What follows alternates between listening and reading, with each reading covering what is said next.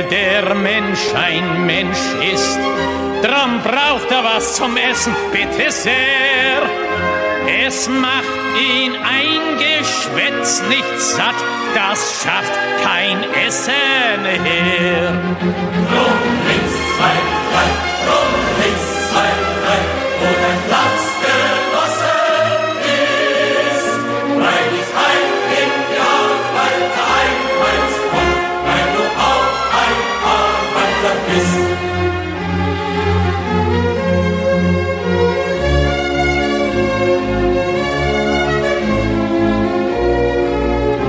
Und weil der Mensch ein Mensch ist, drum hat der Stiefel im Gesicht nicht gern. Er will unter sich keinen Sklaven sehen und über sich keinen Herrn. Drum links 2, 3, drum links 2, 3, wo dein Platz genossen ist. Weil ich ein Genial weiter einheimst kommt, weil du auch ein Arbeiter bist.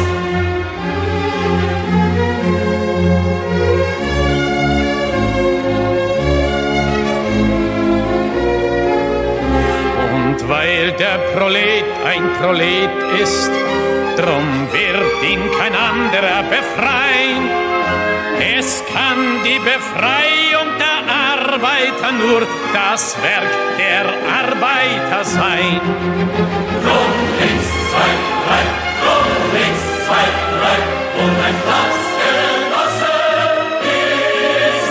Weil ich ein Genial weiter einheimst kommt, weil du auch ein Arbeiter bist.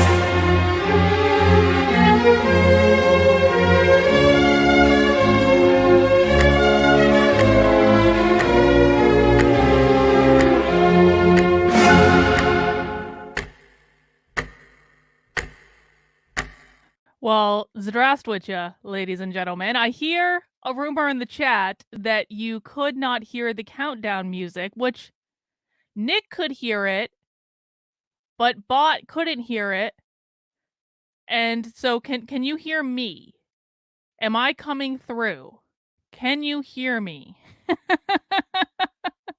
That's the first problem that we have to figure out, because it says you can hear me. Okay, this person says they can hear me. Bot says she can't. Everyday Therapist says she can hear. Yasmin says... Okay, so Bot, you have a problem with your computer. Someone tell Bot that she has a problem with her computer. Here's what I'm betting happened. Bot turned the volume down and forgot to turn it back up. Anyway, well, it was an April Fool's. Okay, sure, Bot. Sure. All right. That's okay. All right, guys, welcome to Socialism Saturday. Socialism Saturday is not an April Fool's Day prank. It is a stream that we do every single week on Saturday at 6 p.m., just a little bit later than normal. Yeah, exactly. Okay, so you guys were messing with me. All right. Well, you know what? Like, that has actually happened before, though. When I've started it and everyone in the chat is like, Carlin, we can't hear the music. We can't sit. I'm like, what the hell is going on? Whatever. We made it. We're here. Socialism Saturday is a weekly stream that we do where we watch real socialism, not Bernie Sanders socialism, not AOC socialism. We watch the farthest of the far left, the most dystopian of the dystopian, except it's real life. It's not fiction.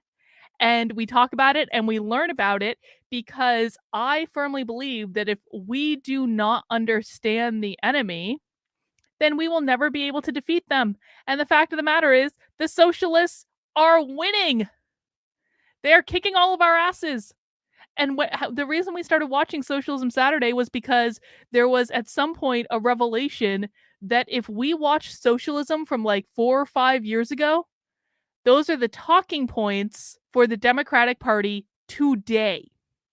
So these people are not just people in a coffee shop or having some crazy conference in Seattle. These people are actually influencing the direction of the Democratic Party. And I'm absolutely convinced that If we just watch enough socialism, they will eventually confess absolutely everything that they've done to get us to this point, including whatever they did with the 2020 election. And it's like it's all out there, it's all on the internet. It's just like on these channels that have like 87 views that no one pays attention to, but it's all there. So that's what we do on Socialism Saturdays. We can't watch all the socialism on the internet, but we can watch some of it. We can do our job, and we can show up, and we can learn about their perspective, how they see the world, what they're telling us through their own words that they're planning to do. And so tonight we are actually going to be watching a presentation in that exact vein. There was a conference this past week at the University of California at Berkeley. It was called the People Get Ready Conference. Now, our favorite socialist book publisher, Haymarket Books, of course, was there, and they streamed a couple of the sessions. And so we are going to be watching one of the sessions that they streamed. It's called Building a Resilient and Durable Left. And let me just read the description for you. This was the afternoon plenary session, so that means it's something that like everyone at the conference attended. And it said this conference will feature organizers, activists, strategists, and scholars in conversation that will sharpen participants' understanding of the political conditions and threats we face in the current moment and provoke thoughtful debate and discussion on strategies for building working class power for the long term. And we're going to be watching the opening keynote, Confronting the Moment, and it's got some speakers there, and that's pretty much all it says. And so this is what we're going to be doing, guys. They are going to lay out their plans. This was at a conference within the last week at the University of California at Berkeley. So not like, again, this is a real university, public university, funded by the taxpayers of California. You're welcome, Californians. I don't know why you still live in California, but that's your problem. That's not my problem.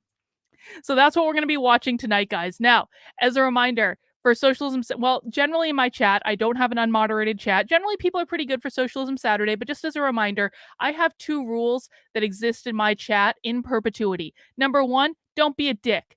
That means you don't insult me, you don't insult other people in the chat. I like to keep it nice for everyone. If you want to shit post, that's fine, but you can't do it here. Go somewhere else. Number 2, no whining. I just don't want to hear it. This is a personal pet peeve. I don't like it when people whine and complain and then not do anything about it. So if I ask you to stop doing something, don't whine and complain that I ask you to stop doing it. Just stop doing it. We're trying to make an environment that's nice for everyone, that's conducive to people learning. That is the point of all of this. There are a lot of people on YouTube who don't really care what their audiences learn out of it. I am not one of those people. The only reason I'm still doing this is a chance to interact with people who are genuinely interested in developing an understanding and learning about what's going on in the world. Now, if you want to insult people that are not here, Kurt, you're more than welcome to insult anyone that's not here. I don't care about them. You can insult the people in the video. I don't care about that. I just like creating a nice environment. We all have to exist in the same space. And there's no reason that we have to, be dicks to each other. All right. That doesn't help people learn. However, on Socialism Saturday, we have a third rule. Well, not really so much a rule, but more so a guideline. And that's that I am learning this alongside all of you. All right. If you have never been to a Socialism Saturday before, you might not understand some of the things that they're saying. Last week was a perfect example of this. I got to be honest. Maybe it was because I was really tired last week. I have never been so tired on a stream as I was last week. That's why I didn't say much. I was just like exhausted. I hadn't had a coffee. My head was hurting. It was bad. It was a bad day. Anyway, but like socialists speak English in theory, but you might not understand what they're saying. It might sound like a completely foreign language to you. And if that's the way you're feeling, if you're like, what the hell is coming out of these people's mouths? I have no idea what's going on. Don't get too down on yourself. It's not them, it's you. They do speak a completely different language. It takes a little bit to kind of acclimate to the language that they're speaking and to learn it. And all of us are here learning this together. So Make sure you're asking questions in the chat. If you have questions, if you don't understand something, put that out there and we will try our best to kind of decipher it. I will do my best to decipher what I'm hearing based on having watched socialism for how long have we been doing this now? Probably like 6, 7 months or something like that, every single week, sometimes multiple times a week if we're feeling really masochistic. So I'll do my best to try to translate based on what I've heard from other socialists in the past. But if you have ideas about what people are saying, please chat them in. If you're saying something really smart and insightful, I will display it on the screen, even if it's not a super chat. Of course, super chats are welcome. They do support the channel. But if you just have a really insightful comment on that can give us context for what these people are saying, please contribute it. Okay, so we can all come out of this a little bit smarter, even though we're going to spend the next several hours watching socialism. We can all do that. Kurt says, Carlin, send Victor over to Bartlett Street Superette to buy some good Eastern European stuff. I'll do that, Kurt. I know Victor has actually been looking for your Eastern European stuff lately, so I will definitely let him know about that. Thank you for the tip. All right, guys. So we got a couple orders of business before we get started with our presentation today. Number one, please make sure you mount that like button for me. Mounting the like button. You're not mounting the like button for the socialists. You're mounting the like button to tell YouTube to make sure they're serving this content to more people, because the more people that we can teach about socialism, the better off that we're all going to be. Also, make sure you're sharing this video if you want other people to join us. Listen, we usually have a really good time for Socialism Saturday. I know it's not always, the most fun stuff to listen to. Well, we got a good group of people here. We like to invite more into it because I really think that the more people learn this content, the better off we're going to be, the more prepared we're going to be, and we're not going to be so surprised when the Democrats do crazy shit. We're going to be like, we heard about that on Socialism Saturday like 6 months ago. We already knew this was coming. This will very literally put you ahead of the game. I firmly believe that people who watch happy hours on Fridays and Socialism Saturday on Saturdays know more about what the woke left is doing than like anyone else on the internet. I really do believe that. You know more than the journalists, you know more than the pundits, you know more than the commentators. We are probably a year or two ahead of where most people are in their thinking right now. And so when the left really does some crazy effed up shit, we're going to be right there and we're going to know what's going on. We're going to know the context for it. And we're going to be able to teach that to other people. Yes, exactly. We're basically geniuses, except not spelled exactly like that bot. Everyone has their own form of genius, all right? Dystopian realities just happens to be my form of genius, and the form of genius of many people here. That's just the way it goes. But we do have a couple other orders of business before we get started today. Number one, please make sure you are subscribed to my main Substack. I have like 8,000 Substacks. Okay, I don't have quite that many, but I do have a bunch. But I do have one main one, and it is Carlin, KARLYN.substack.com. This is where I post all of my Unwoke content. This is my content hub. This is where I'm posting, I'm doing original journalism to help expose what's going on. I'm curating different news articles that I think people need to know about. I'm letting you know about different events that are happening. I'm offering my own opinion and commentary. I have this thing called the Woke Mind series where I'm breaking down the psychology of the woke left to help people understand it. There is a lot going on my Substack. It is all available for free. And the reason that I can make it available for free is with the financial support of people who voluntarily choose to fund it. All right. So you can really help me out today. We're starting a new month. I came up a little shy on my goal last month for a number of paid subscribers, but that was partially my fault because there was a week off where I was dealing with a whole bunch of other nonsense and I didn't post as much content as usual. So I understand. I'm not penalizing anyone for it or anything, but the reality is that I do need people to financially support my work to be able to achieve all of the things that I want to achieve and to be able to build out for you. So I have this post up that I put up yesterday, basically sharing my roadmap with you about what I want to build out because I'm doing everything transparently. If I'm asking you guys to fund my work with a subscription on Locals or Substack or Patreon or even in the YouTube channel or what have you, I want you to know what your money is going towards. And so I have a whole roadmap built out where I've just done a little bit of an inventory of what I've done the first 3 months of the year. I've written over 75 articles for the Substack, just covering various aspects of it to help you make sure you know what's going on in the world. We're doing live streams almost every day of the week to include happy hours on Fridays, and of course, Socialism Saturdays. I've done 16 episodes of the Actively Unwoke podcast. I have a podcast. They're quick 20-minute episodes that you can listen to like in your car or commuting to work, when you're at the gym, whatever, that focus in on topics specific to fighting back against the woke left. I've launched the Schools Exposed program. Schools Exposed is also going to be getting an update this weekend. I'm going to be adding some more content to it. I kind of held back on the content because I wanted to see how people were interacting with the content, but there's going to be more coming. I really appreciate everyone in the program so far. You guys are already finding some great stuff. I think it's really great, and we're going to be expanding on that. I launched Unwoke Art. We're going to talk about Unwoke Art in a second, and I launched the Unwoke Your Work series, which is just a personal and professional development training series for people who don't want politics in their stuff, because that's what I did before I was on the internet. And so I'm bringing all of my corporate training stuff, my professional and personal development stuff, I'm putting that online to make that available to people. Now, that's a lot within 3 months, but there's some other things that I want to do. So I want to have a Woke 101 series where I'm really breaking down every aspect of the ideology in plain English for people who are just getting introduced to it. I think it's very important that these things be written as simply as they possibly can. We're talking like 3rd grade reading level here, folks. People are busy. Most people are not stupid, but they are busy. And so we do need to break it down for them very simply. That's something I want to work on. I'm working on building out the Unwoke community on my Substack, but there are 2 big ones that I want to tell you about. So, with your support, if I reach the goals that I have, there are a couple things that I'm going to do. Number 1, I'm going to build the largest equity archive on the internet that's going to document all the equity documentation and the gender ideology documentation in a public archive.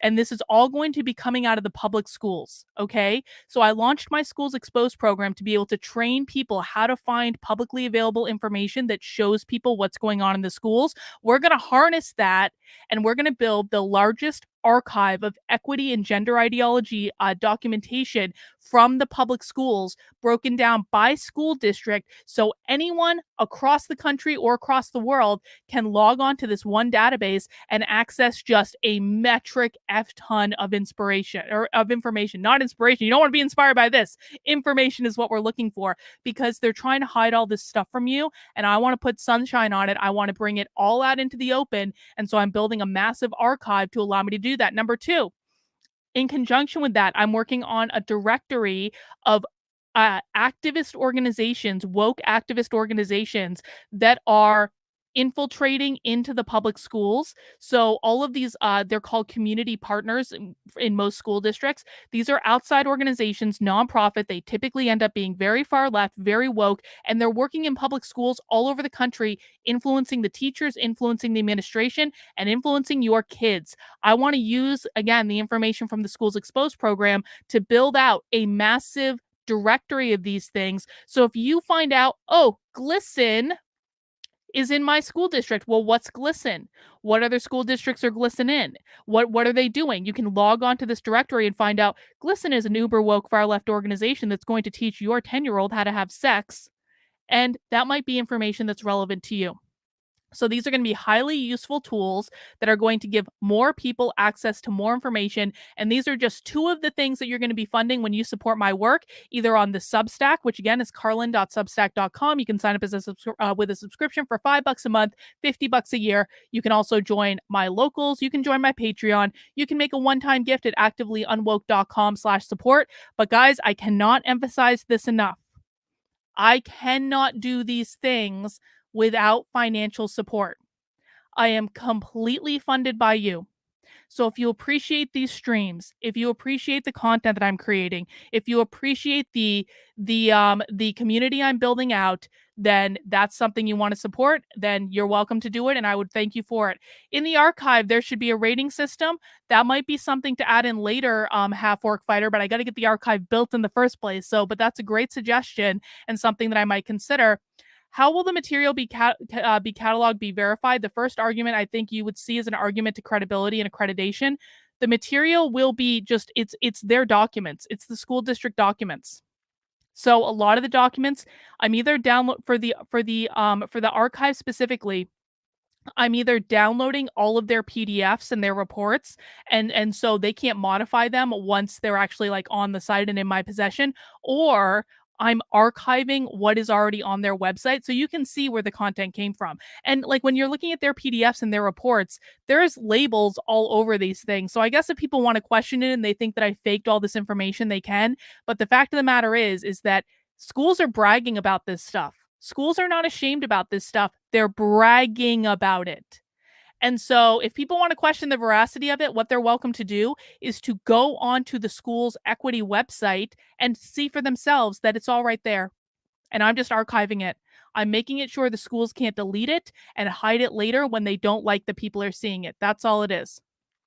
All right. So that's one thing that I would ask you guys to do is, again, support me on there. Another thing is I do have my Unwoke Art Substack up and running.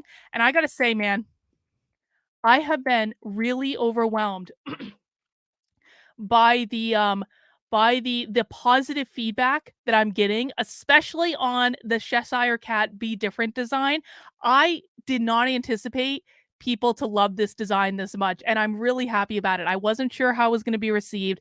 This is a new design that I just launched the other day, and it's just like, you guys have bought so much stuff with this design on it. I'm actually making more products by demand because you guys are asking for them with this design on it. But there's other stuff on Unwoke Art too. Unwoke Art is a little side project that I'm working on to use AI to create images that does cultural commentary on what's going on in the world. And then I'm putting those images on merchandise and stuff like that. So you can buy them on t-shirts, hoodies, mugs, whatever you want. And all of that goes to support the work I'm doing. So I'm really, really appreciative of it. And if you want to be notified when I post a new design, what you need to do is sign up for my Substack. You will not, this is a different Substack than the main one.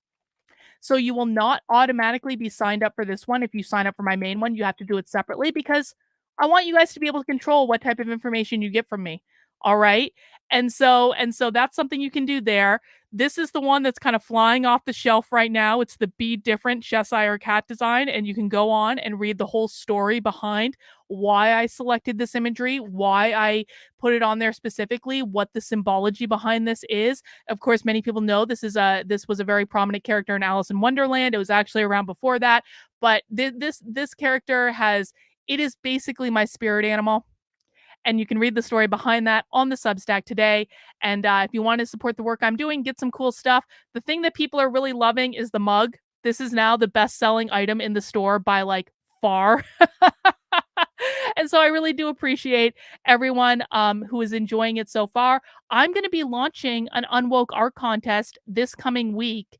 And so if you want to get notified for that, make sure you're signed up and you'll be notified, and we'll all create this stuff together and we'll have a good old time with this together, because I really do believe that art, that imagery can provoke questions and thoughts that we can't do in a stream like this, that we can't do by having a conversation, that we can't do through the written word. Art hits people in a different way. And so if I can create cool designs that are providing cultural commentary, then I'm happy to do it. And that way you guys get to wear them and show them off. And then if someone asks you, like, what is that? What does that mean? You get to have a conversation with them about it and why you liked it and all that good stuff. So I'm having a ton of fun with this, and I'm just really, really grateful for everyone that supported it so far. Again, it really has surpassed all my expectations of the support I was going to get so far. And so I think that's a sign that it's moving in the right direction, and I'm just going to keep having fun with it, and we're going to launch some more cool designs. And you guys are always welcome, of course, to take the memes. If you just want to download the meme and post it wherever, you're welcome to do that. Or if you want to buy it on merch, I'm going to provide some good designs that you can do for that as well. All right, guys, is that it? Oh, wait. And my Unwoke Art store, which you can access at unwokeart.com, is the home of the official Socialism Saturday t-shirt. And I might make more merch with the Socialism Saturday stuff as well. I think there also might be a hoodie, but you can definitely get the Socialism Saturday t-shirt if you feel so inclined to let people know about our little cult that we have going here. That is available on Unwoke Art right now. I also pinned it to the top of the chat just in case you want to pick it up. And of course, it not only comes in black, it also comes in red, the official color, the only color that socialists are allowed to wear. All right, guys, that's all the shilling I have to do for right now, but I'm going to go ahead and pour myself a beer because we got an hour and a half of socialism to watch, folks.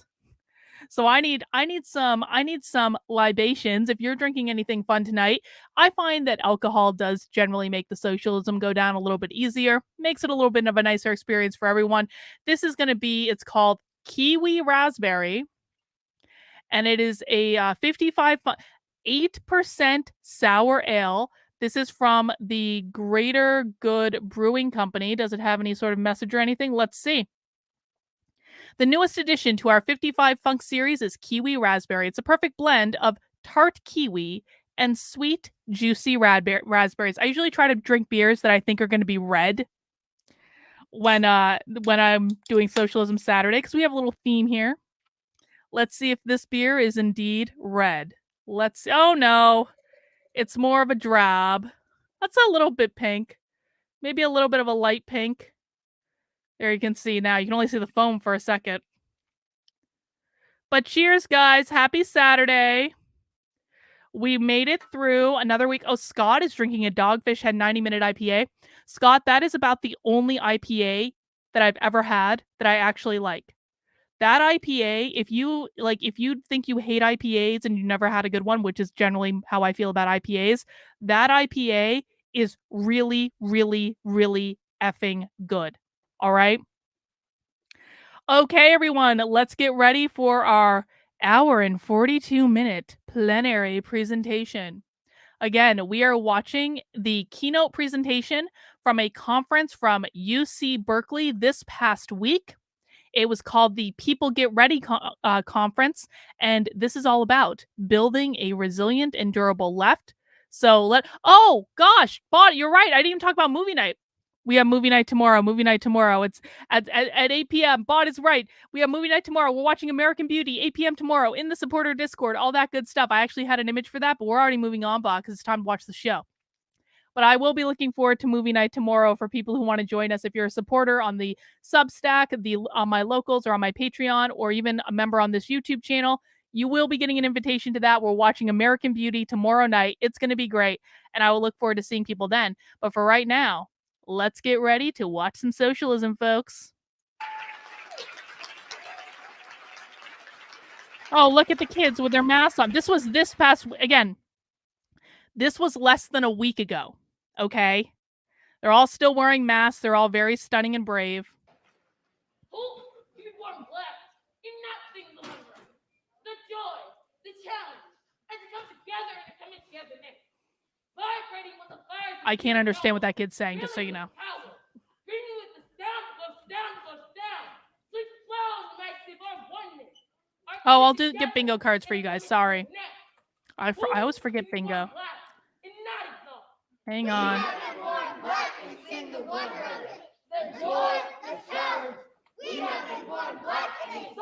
There's your bingo cards. Relax.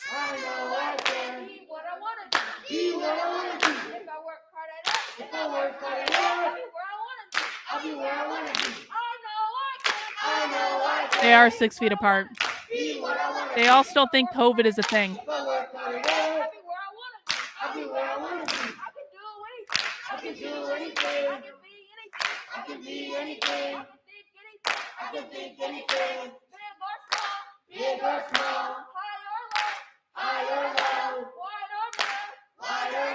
Bot is saying the comments on this video said the first 15 minutes are hard to hear, so we're just going to have to survive and do our best.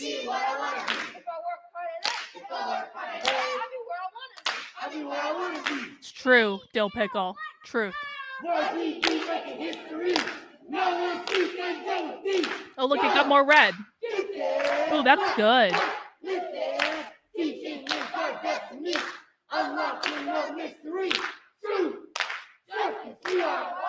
This is at the University of California at Berkeley.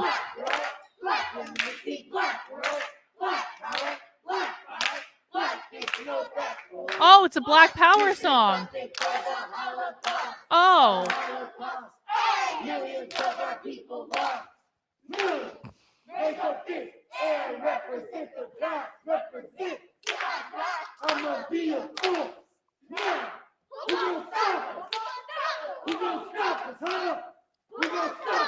It almost always is Snack.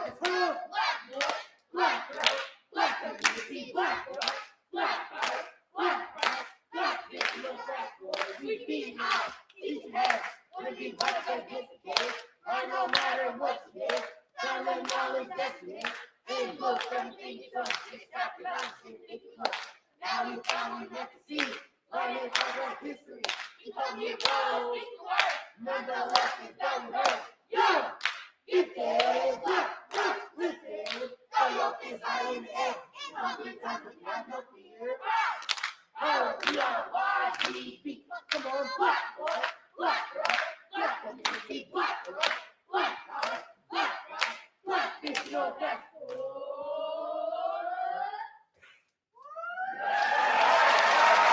Wow.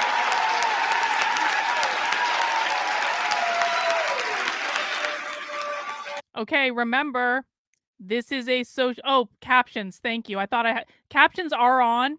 So okay, so for people who are asking for there they are. Captions are on. They just may not have had them for that song, but I will, they're on, so that it is the best I can do. Yeah. So guys, remember, this is a socialist conference that took place at the University of California at Berkeley 6 days ago. So like last Sunday. This is not old. This is not in 2020. This isn't even in 2021. This is in 2023. Look at that crowd.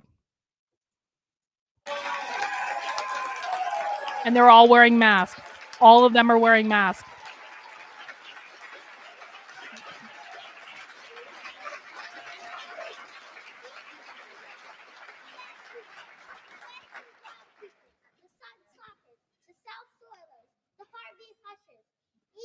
Even if you're not ready for the day, it cannot always be nice. You'll be right, for that is the hard home run. Live not for a battle of blood. Live not for the end of the song. Live in the alarm. I can't make the volume go up anymore, so the volume should get better soon. Black is beautiful. The revolution has come. We have only begun. The revolution is here. We must conquer our fear. The light is up against the wall. We must remember the fall. Time to take it all back. We are the mission in black. Black is beautiful. Black is beautiful. Black is beautiful. Black is beautiful. What's the call? Freedom more, freedom more. What's the call? Freedom more. What's the call? Freedom more, freedom more. What's the call? Freedom more. Black is beautiful. Set our world free. Black is beautiful. Ready we're born to be. We are African in America. We are African in America. We are African in America.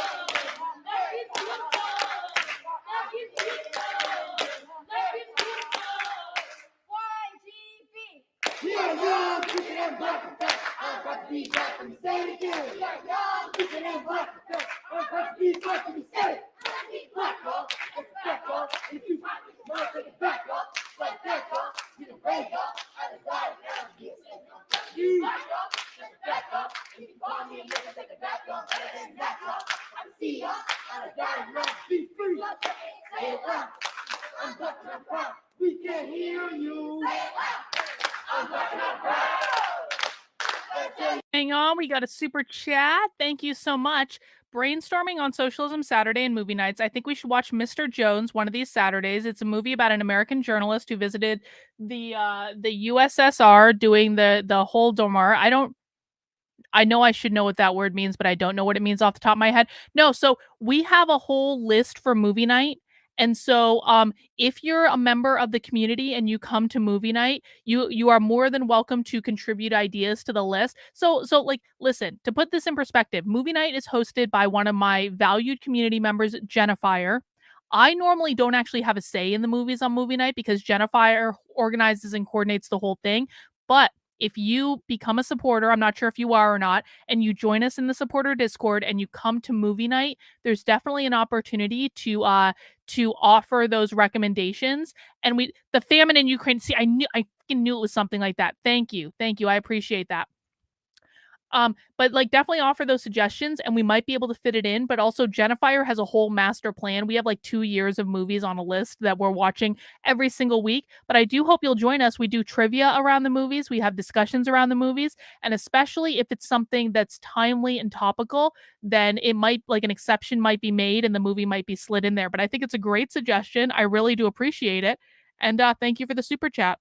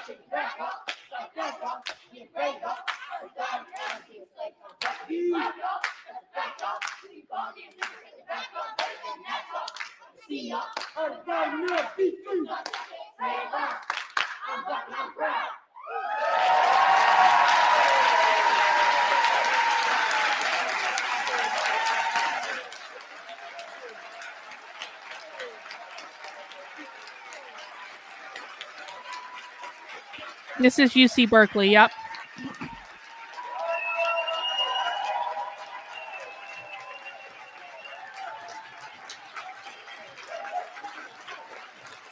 And by the way, we don't pick on students on my channel. Those are kids. Those are kids who have been lied to by people that they trust. So we don't shit talk students on my channel at all. That's another kind of rule. But there are adults that taught those kids all of those things.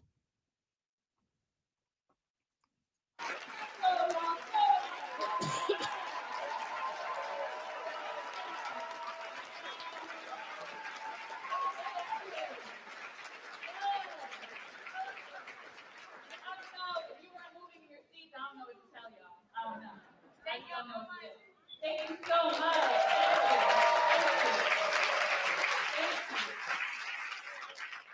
All right, how are we feeling after that? Feeling good? Ready? Okay, so you know we can't have a conference and not ask y'all to donate, right? You know that, right? You like that segue? Okay. Again, as a reminder, we already know in the comments from the channel that the sound is a little wonky for the first 15 minutes. So we got about 7 minutes left, guys. We're going to get through the wonky sound part. They're going to do their shilling, and then we're going to get into the presentation, hopefully. But I know no one likes to do a pitch, but I'm going to do a pitch because it's important. And because I just want to remind folks that one of the central things we heard from this morning, yes, and hopefully throughout your session, is that these spaces to plot, to strategize, there it is, to discuss, to engage, we have sound. They are critical, right? They are critical to our movements. They are critical to our wins. We have to get engaged. We have to stay rigorous. So I'm just going to ask you, if folks paid to come here, thank you.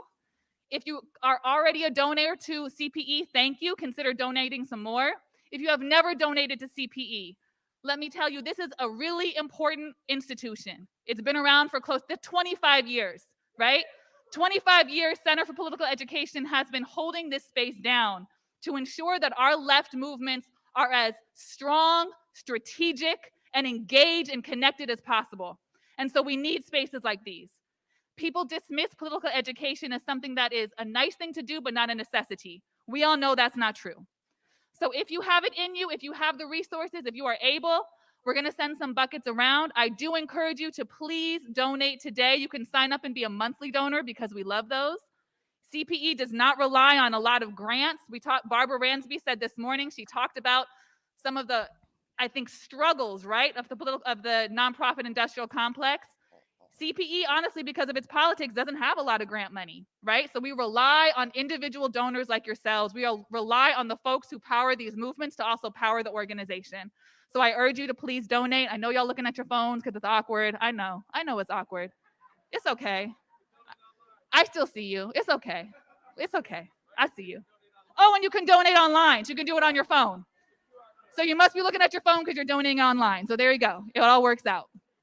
All right, so let's try to commit We're here today with our physical selves. Let's try to also commit any kind of resources that we can to Center for Political Education. Can we just give it up for CPE one more time? Exactly. They're passing a bucket like Thank a you church. so much. I'm gonna bring Thomas back, so he's gonna kick us off for the afternoon. Thank y'all. Thank you, Maisha. Maisha, you're so good at this. You should be on CPE's advisory. You are. You are. Everyone, give it up for Maisha for keeping our energy up.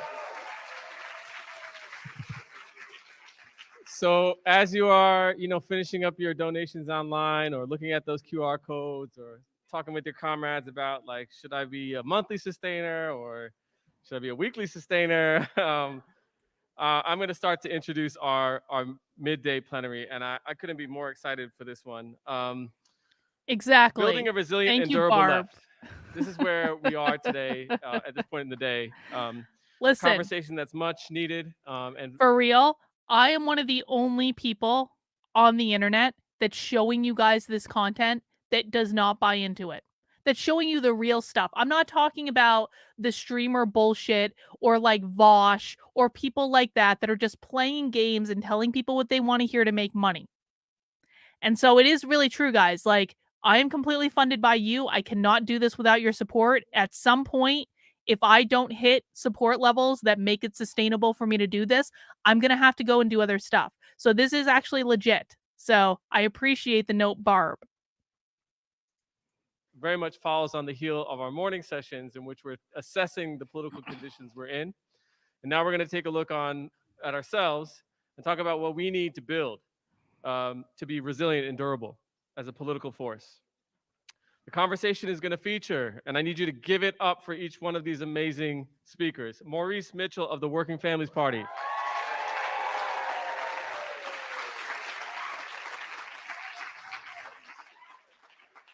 Lara Kiswani of Arab Resource and Organizing Center.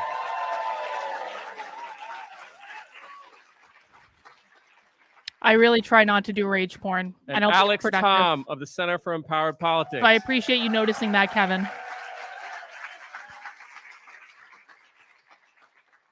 Holding them in conversation is my dear friend and comrade, one of my favorite peoples and movements. Give a lot of love to Irma Shauf Bahar.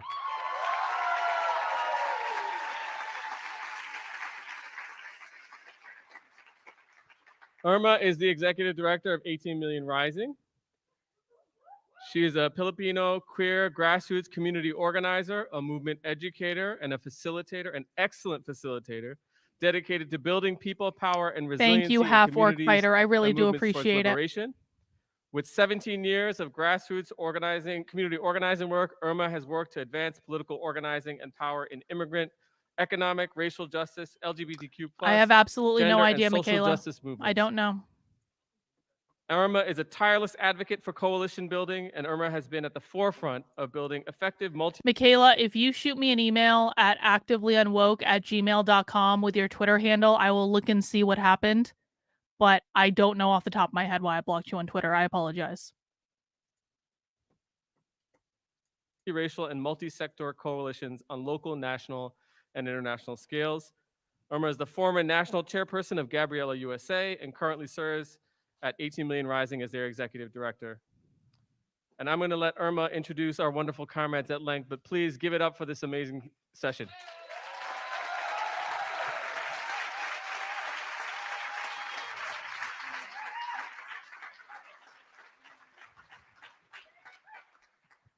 What's up, everybody?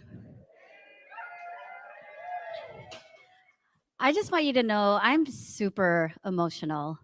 Let's give it up for Young, Gifted, and Black once more.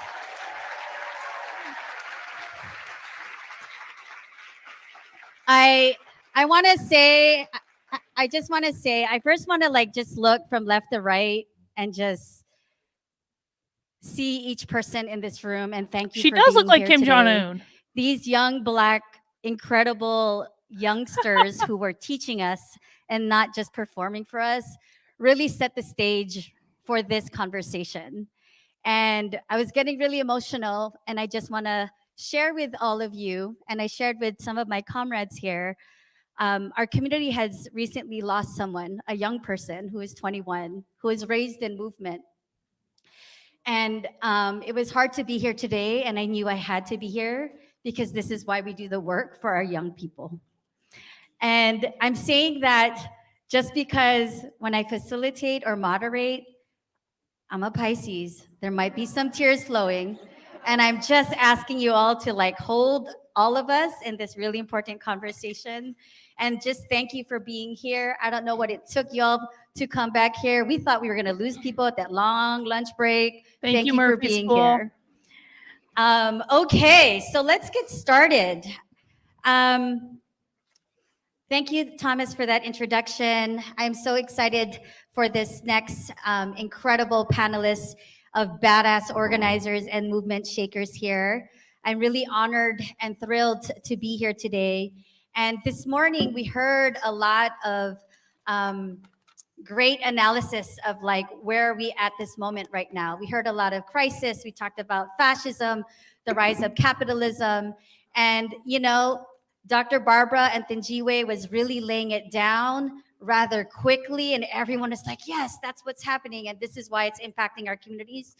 And here in this panel, we are going to be talking about building a resilient and durable left. Why? Because we need to. This panel embodies the heart of today's People Get Ready conference. So I'm very excited to hear from our comrades here, and I'd like to introduce each and every one of them. Yep, I can share the bingo card one more time. Our first Hang on. speaker to my right is Lara Kiswani. She is, give it up for Lara. I'm just saying. There's And the if bingo people card. are wondering, yes, Lara is pregnant. It's okay to let her know. She also remembers that she's pregnant. I'm saying that because, you know, she's close to giving birth, but she's like, you know what? I'm going to be here today because I want to. She's also a good friend, neighbor, and comrade, and someone who I consider someone dear to my heart and my chosen family. She's the executive director of Arab Resource and Organizing Center, also known as AROC. She is from Palestine and was born and raised in the San Francisco Bay Area. AROC serves poor and working class Arab and Muslim immigrants and organizers to build power and overturn to the social systems perpetrating forced migration, racism, exploitation, and war. Understanding the liberation of Arab people as inextricably tied to the liberation of all oppressed people. AROC members build power by participating in local campaigns, coalitions, and mobilizations. Recent victories Birthing include the person implementation comrade. of Thank you, Arabic Frank. in public schools, Stop Urban Shield, ending the largest militarized law You should enforcement infiltrate, training in the Yasmin. world. Go to Yeah, a they meeting at did your that. campus and infiltrate. And working with ILW Local 10. Okay, so can I tell you? So I was looking into the Socialism Conference, which is this conference was streamed by Haymarket Books. Haymarket Books is the sponsor of a Socialism Conference. It's literally just called Socialism. And so I was looking into the Socialism Conference this past week, and apparently there is a call for presentations for the Socialism Conference. And so I had a whole conversation with Victor. I was like, should I submit a proposal for a talk for the Socialism Conference? And I really feel like I could speak fluent socialism at this point. I've been watching these people for months. Like, I feel like I could totally do like a total believable socialism talk at the Socialist Conference, and these people would have no idea that I wasn't a socialist, and I quite frankly think that would be hilarious. So Yasmin, I just wanted to encourage you, go to a socialist meeting on your campus, infiltrate those bitches, tell us what they talk about. Oh, I would absolutely get busted. There's no way that they wouldn't find me out. But it would still be funny. And that's really half the point, isn't it? Vision says, I got solidarity twice on my bingo card. Do I have to hear it twice? Or no, that's my mistake, Vision. If you hear solidarity once, you just get a bonus square, because I made that mistake when I made the bingo card and I just haven't fixed it yet. So congratulations. You are the beneficiary of my mistake in regards to bingo. to block the boat, one of the most successful BDS victories for Palestine in U.S. history. Give it up for Lara Kiswani. Love her. I also want to shout out all the A-Rock members here who have thrown down to also support this conference. Thank you. Our next speaker, Alex Tom, in his very beautiful long hair, is a yelder, right? So yelder is a new term for some of us, a young elder, A comrade, young elder. and someone I continue to really be inspired and learn from. Alex is the executive director of the Center for Empowered Politics, a capacity building hub that supports grassroots organizations and leaders of color and grow movement infrastructure at the intersection of racial justice, organizer, and power building. He has over 20 years of experience in organizing for racial and economic justice.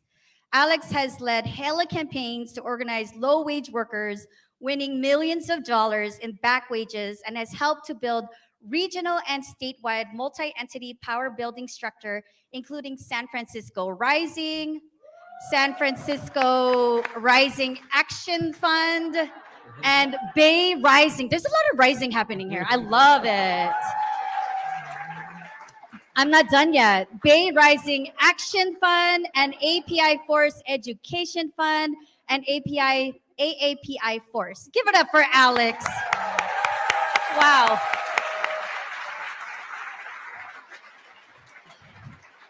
And last but not least, Maurice Mitchell, my new friend and comrade that I just met over the phone Zoom last week.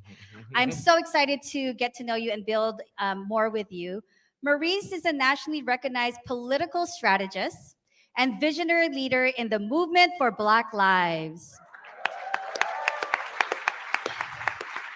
Raised by Caribbean working class parents in New York, he began organizing as a teenager and never stopped. After working several grassroots advocacy organizations in his home state, Maurice directed the New York State Civic Engagement Table. In the wake of the police murder of Mike Brown, he relocated to Ferguson and helped build the movement for Black Lives. He went on to co-found and lead Blackbird, a movement anchor organization, and was a key organizer of the Movement for Black Lives convention in Cleveland in 2015.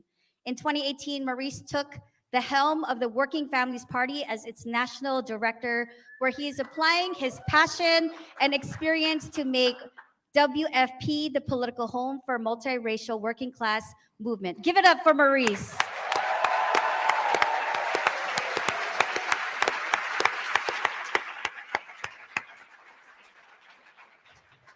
I also found out Maurice is a 20-year vegan. Look at how beautiful his skin is, right? Just saying, just saying. So before we get started, I just want to ground us that in the Bay Area, we are living and breathing where resistance and power has been a part of our legacy.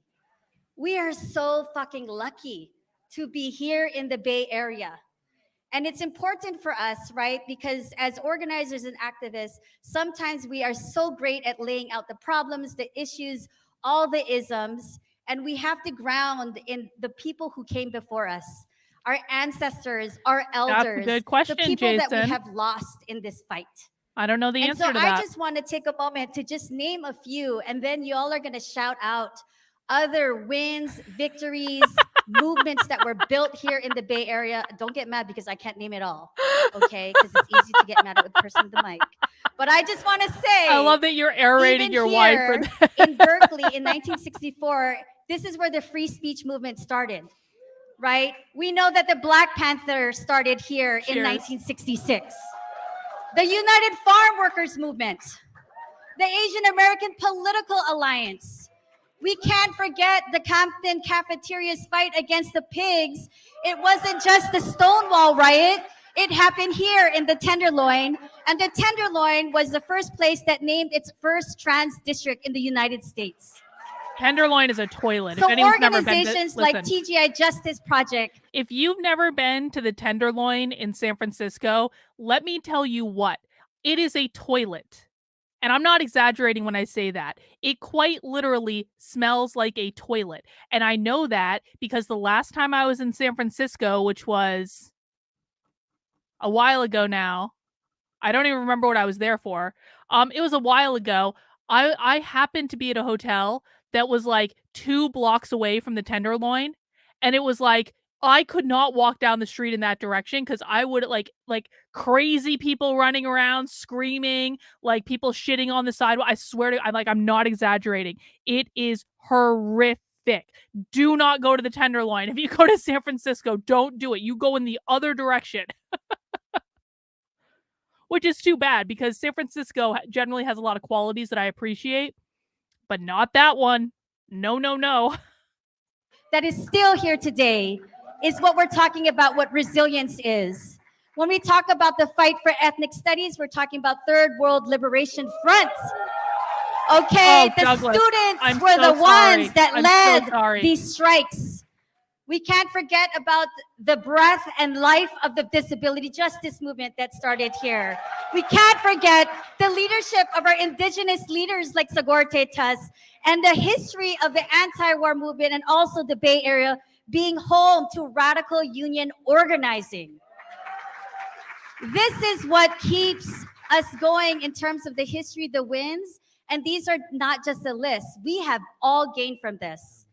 I want you all to shout out other things in the Bay Area that grounds you in our home here in the Bay Area. What other wins and victories? Say it out loud. Yes. What else? Yes, Sagorte. What else? Stop coal in Oakland and Richmond. Yes. What else? Stop Urban Shield. What else? Name it all. Yes, I know. I can feel it in your hearts. It's all there. Okay? And so we are going to start. I love you all. I know we just met, but I love all you all. The idea was to really breathe this legacy and really feel when we're talking about building resilient organizations, we've been here and we thank the people who come before us. So as we start, Grace Lee Boggs shares, we have to see every crisis as both a danger and opportunity. Dr. Barbara shared that with us this morning as well. As we heard again in the opening plenary and the first sessions, that we have analyzed our current political Well, I wish you conditions. safety and good fortune, my friend. We are swimming in multiple crises, and at the same time, we are witnessing new ways of organizing and building power. I'm going to start off now. Okay, we're going to turn it to the panelists. Okay, we're going to turn it to the panelists. It's what happens when you have a cordless mic. So we're going to start off. Really, I asked the panelists. Maurice is like, wow, Irma, I just met you. You're so funny. So I asked the panelists to begin our plenary first by first sharing any examples that you and your organization have recently been organizing around with cross-sectoral, mass-based movement building to ground us in our work towards not just building resilient organizations, but also to build a mass movement. I want to start with this because we know that we are living in a time where we need to build power across movements in solidarity and ensure that everyone has a place in this struggle. I want to actually turn it to Alex first, if you could start us off. Good afternoon, everyone. Good to see you all. All right. Irma just got me up in my feels, so I'm just going to share what's on my heart here. And I want y'all to look around the room, just, really seriously, just look around. Yes. This is a beautiful room. This is what feels like home. You are stunning and brave and beautiful. There are multiple movements here, multiple generations, and this is what movements are supposed to look like. Radical moderate, making an excellent point. Everyone has a place in this struggle. We can learn from that. I was just having a conversation earlier this week with some members in my community, and I was complaining, which I do on occasion because I feel like sometimes there are things to complain about. And one of the things I was complaining about are activists that claim to be against woke culture, that are disruptive, that are mean spirited, that lie about other activists, that shit talk other activists, and most importantly for me, that refuse to work with other activists. Now, my feeling is I will quite literally work with anyone who wants to do something productive. We don't need to be best friends. We don't even need to like each other. We don't need to hang out on the weekends. We don't need to get beer or wine or whatever. We don't have to tell each other our deepest, darkest secrets. I will quite literally work with anyone who wants to do something productive. There are a lot of people who don't feel that way. And it is to the detriment of everyone. It holds every single one of us back. Every time people focus on infighting or competing against each other. See, I don't believe in competition. I don't think that I'm in competition with anyone else like in this space at all. I think some people are going to like me. I think some people are going to hate me. I welcome anyone who wants to learn from me. If you don't want to learn from me and you want to be disruptive, go somewhere else, man. There are lots of people who will teach you, and it's totally fine. But it really does drive me insane that we are 40 to 50 years behind where the left is.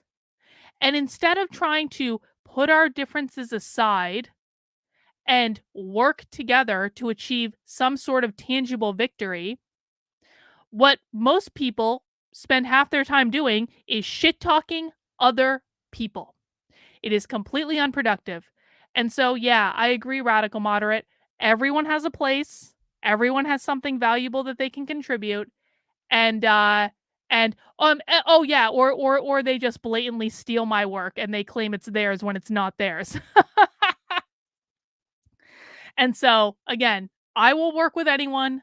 I don't have to like you. I don't have to agree with you. As long as you want to do something real instead of bitch and complain, then I'm on board with it. Kevin says, I appreciate your efforts and I'm willing to build a strategic alliance, even though you are a libertarian and I'm a really socially conservative Catholic. Well, here's the thing. I don't expect everyone to live or have the opinion, live the way I would live or have the opinions that I have. I fully embrace your right to be a socially conservative Catholic and to live in whatever manner you want to live. As long as you're not trying to force me and I'm not trying to force you, we should be able to work together.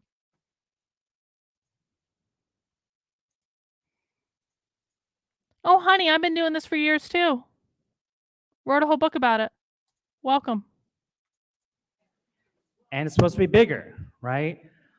And I wanted to share that because one of this retreat Maurice and I and other movement leaders are at is a long arc strategy session with old Native and Chinese indigenous elder who talked to us about how generations hold the long arc. And she was talking about long arc, like 100 years, 150 years. Yeah, I'd say that's close And enough. it really made me think about We're not too stringent about the just how rules and important bingo. and humble that is for all of us, right? How many of you identify as a movement yelder? I'm 46. You can be He does not look 46. 66. Holy It's okay. hell. Or you could be 30. I don't know, but okay. Well, I guess it'll trend soon. So yeah, hashtag no. But I just think. So I was the former executive director Milo. of the Chinese Progressive Association. All right. And Oh, he's a Maoist. we are celebrating our 50th anniversary next week. Now, I had the pleasure to You might be right about that, Nick. meet the predecessors of our organization who also helped to start the organization. Eva Lo, who was the founder of the Chinese Worker Mutual Aid Association, in 1938. So the lineage is real, and the lineage of the DNA in the Bay Area, and I would say of the Chinese, Asian American left, is very felt, right? And it's important when you talk to elders and OGs about what they went through. And what I really took away from Tenjiwei and Barbara's conversations was like, how do you look at the long arc? All of the shit that people went through, right? From Eva Lowe, who was organizing hunger marches with working class white folks and black folks, hunger marches in San Francisco, like hundreds of people leading from Chinatown to Market Street, right? This was the kind of solidarity that was expressed in the 30s, and that's the solidarity and the lineage that we are from, right? And then you had the 50s, where, as Barbara said, like folks were crushed, people were repressed, and there were a lot of splits and a lot of divisions. And many people thought at that time the movement was done, right? And just think about, I mean, we weren't there, I wasn't there, of course, but just hearing those stories, right? And for that emergence to come back in the 60s and 70s, the organizing kept happening above ground, underground, inside, outside, right? These are the kind of lessons I think are really important to remember. And then you had Reagan, who most people thought it was the rise of fascism, the end, right? And when you hear those kind of lessons, you kind of think about like the moments that we're in. And in the 90s, when the organized left had dissolved and fell apart, and they came up with TINA, which means there is no alternative, right? That neoliberalism is the future, that there's no left alternative to that. Many leftists also thought it was the end, right? But was it the end? No. That's why we are here, right? And I wanted to share those moments, because I'm already at 5 minutes and I didn't even get through most of my points. It's okay, Alex. It's okay. Okay, so I just want people to ground ourselves of like where we are, right?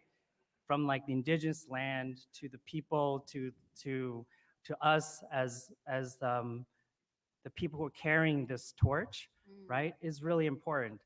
And to lift up the leadership of young people, of queer folks, trans folks, women. This is the backbone, right? And I feel like for me, just pointing out on the humilities, is just there's, as a cis male, middle-class person, I've been given a lot of gratitude and grace, and I've been trained in a way that allows for I'm surprised you didn't say Asian person of privilege in this moment. So I just want to start with that. I did not answer any of your questions, but All good, Alex. We knew this was going to happen, but thank you for bringing us I there. did say that I was going to do this. Thanks, Alex. Maurice? Hey, y'all. Hey, y'all. All right. It's really creepy how they do I'll that. try to respond to your question. All responding in unison. So your question, I'm reminded of 2014 and 2015, when many of us around the country were organizing what would become the international movement known as the Movement for Black Lives. Some right? presentations were more And bingo I friendly than remember others. as we were organizing, I remember in 2014, just uttering the word Black in political spaces was a mark of resistance, right? I feel like now we have to kind of re-resurrect, or kind of like backsliding in some ways, right? I often say, If I ever actually do a conference or a retreat, and I am actually thinking about doing a retreat, it's been an idea for a while, so, get ready for that, but I'm totally going to do this. If I ever get a group of you in the same room as me, we are 100% going to do this. Hey, comrade, excuse me, let's try that again. Hey, comrades. I don't use the word BIPOC because my mom doesn't know that she's BIPOC, right? But we could have that debate at some point. But we were very clear that in the context of the US, that Black organizing has been eviscerated. Many of our elders were killed or imprisoned. And as you know, this conversation around the nonprofit sector was not interested in things that were focused on building Black power. And there's been shifts, right? And so we saw it as our duty to create certain interventions. That's a good One idea, of them Kurt. was Maybe I simply will. creating the space for Black people to be able to build Black power in this political moment.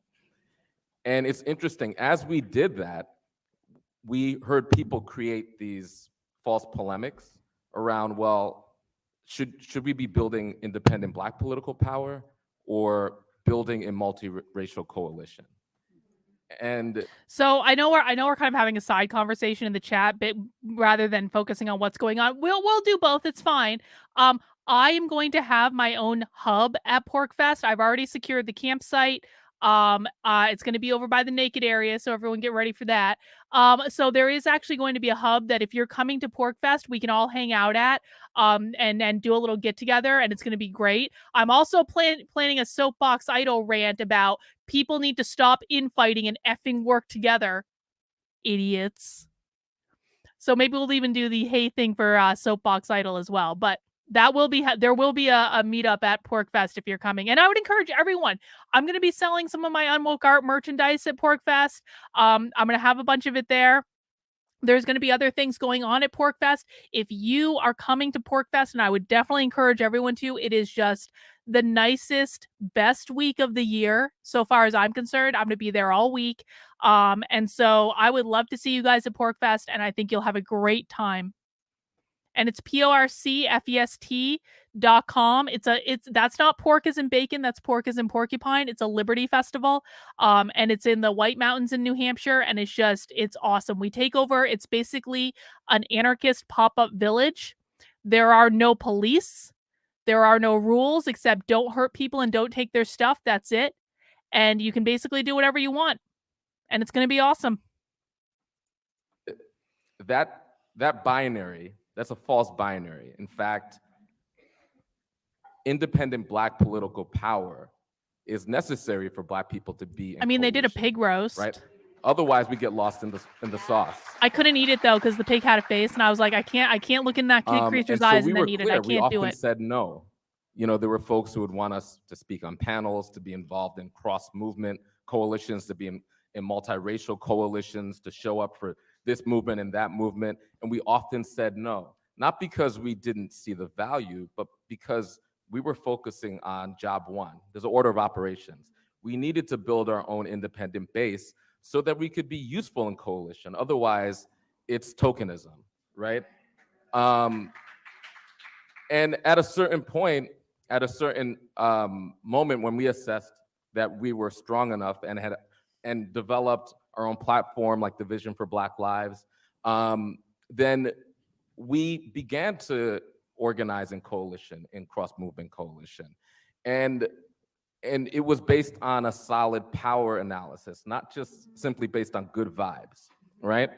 And so for us, one of the things that we noticed was the tactics of resistance, the tactics that we were using, the outside power, the mobilizations, direct action, and social movement energy has this ability when it's honed to surface contradictions, and then to pose questions, and to do it at a level that the entire society has to come to grips with this contradiction and has to attempt to resolve the contradiction or to answer the question. And that's what we were doing. But there's a second piece to that, which is the power to answer the question and the power to resolve the contradiction, which oftentimes outside power is not designed for that. We could pose the question, but the most organized forces in society are positioned to answer the questions. And so organized capital under capitalism is generally the most organized and posed and primed to answer the question. And so we pose this question around hundreds of years of genocide and colonialism and chattel slavery and state violence against Black people. And then the answer was a product from Taser International body cameras, right? So that learning, I think, was helpful because we understood that our social movement energy, the ability to protest, the ability to pose a threat to the state is essential, but it's insufficient. And so we need to then hone other skills so that we could both be the askers and the answerers, right? And that's what brought me to, one of the things that brought me to WFP. The other thing is, once you develop a strong Black base, we are at, based on where you live, from a majority to 12% to even less of the population. So based on our power analysis, it makes sense for us to be in coalition, right? But it's the nature of the coalition, who's leading the coalition, what are the parameters that's governing the coalition? There's more questions we need to ask and answer. And so yes, we need to be a multiracial coalition. We need to create a united front. And so that's what brought me to WFP, to experiment with Working building Families Party. a multiracial working class electoral united front at a time of rising authoritarianism, when Donald Trump rode a white Christian identity wave to the White House, right? It's not abstract or theoretical. There's an actual, very real and present white supremacist, violent white supremacist sort of threat in front of us, which creates the conditions and the urgency for that practice to be rigorous and real. And so to me, this question around the multiracial cross-sector, it's not simply because we think morally or ethically it's great for all of us to get together, like, like a Benetton ad or something like that, right? It is a urgent, grounded, power-based analysis of the power that we have, the power that we need, and the power of our opponents. And so to me, that's why we must be in alliance. There actually is no other, you talked about no other alternative. For the left, there's no other alternative but for us to be in a deep solidarity.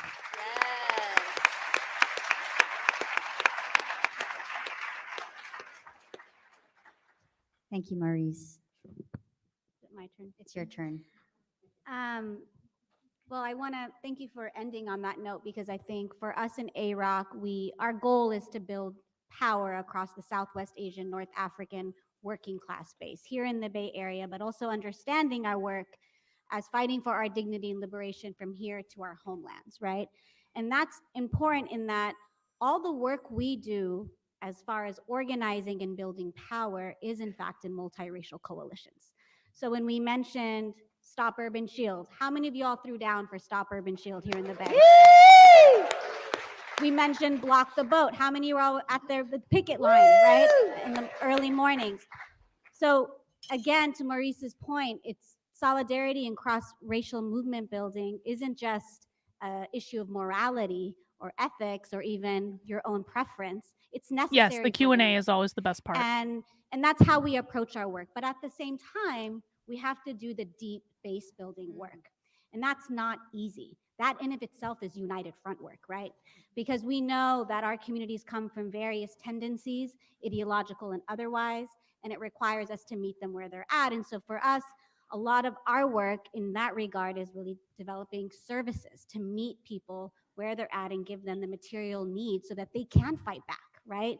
So you provide those direct services, they have some room to breathe, and they fight back against those systems that force them to need those services in the first place. And we take on campaigns that build power against the root causes of those systems. And so similarly, when we take on Stop Urban Shield, it's about militarism, but it's not just about militarism, it's about policing. It's about the distribution of economic and political priorities here in the Bay Area. It's also about Zionism and the role of Israel in training local cops. It brings together all those different factors, but in doing so, we're also moving all those people, right? And that's what makes possible the power building we're able to do. And for us as Arabs and Muslims, our work is inherently local to global, as some people call it, local to international, but it's not a one-way street, right? So our folks aren't building power locally for the sake of our people back home. We're not fighting back home against the forces of US imperialism for our people here. It's actually one and the same, right? We are a diasporic community. And well, it's interesting, Dub, that you asked this question. And this doesn't have to do with the content of this presentation, but I'm going to tell you why I think this is interesting, and it does relate to Socialism Saturday. If the trans shooter was using synthetic testosterone, could they possibly have been under the influence of a form of roid rage? So the reason I think this is interesting is probably about 2 to 3 months ago, we watched a Socialism Saturday that was about queer Marxism, and the editor of the book named Queer Marxism, because there is such a book, she or they or whatever the pronouns are, they were talking about how people are taking testosterone as like a party drug.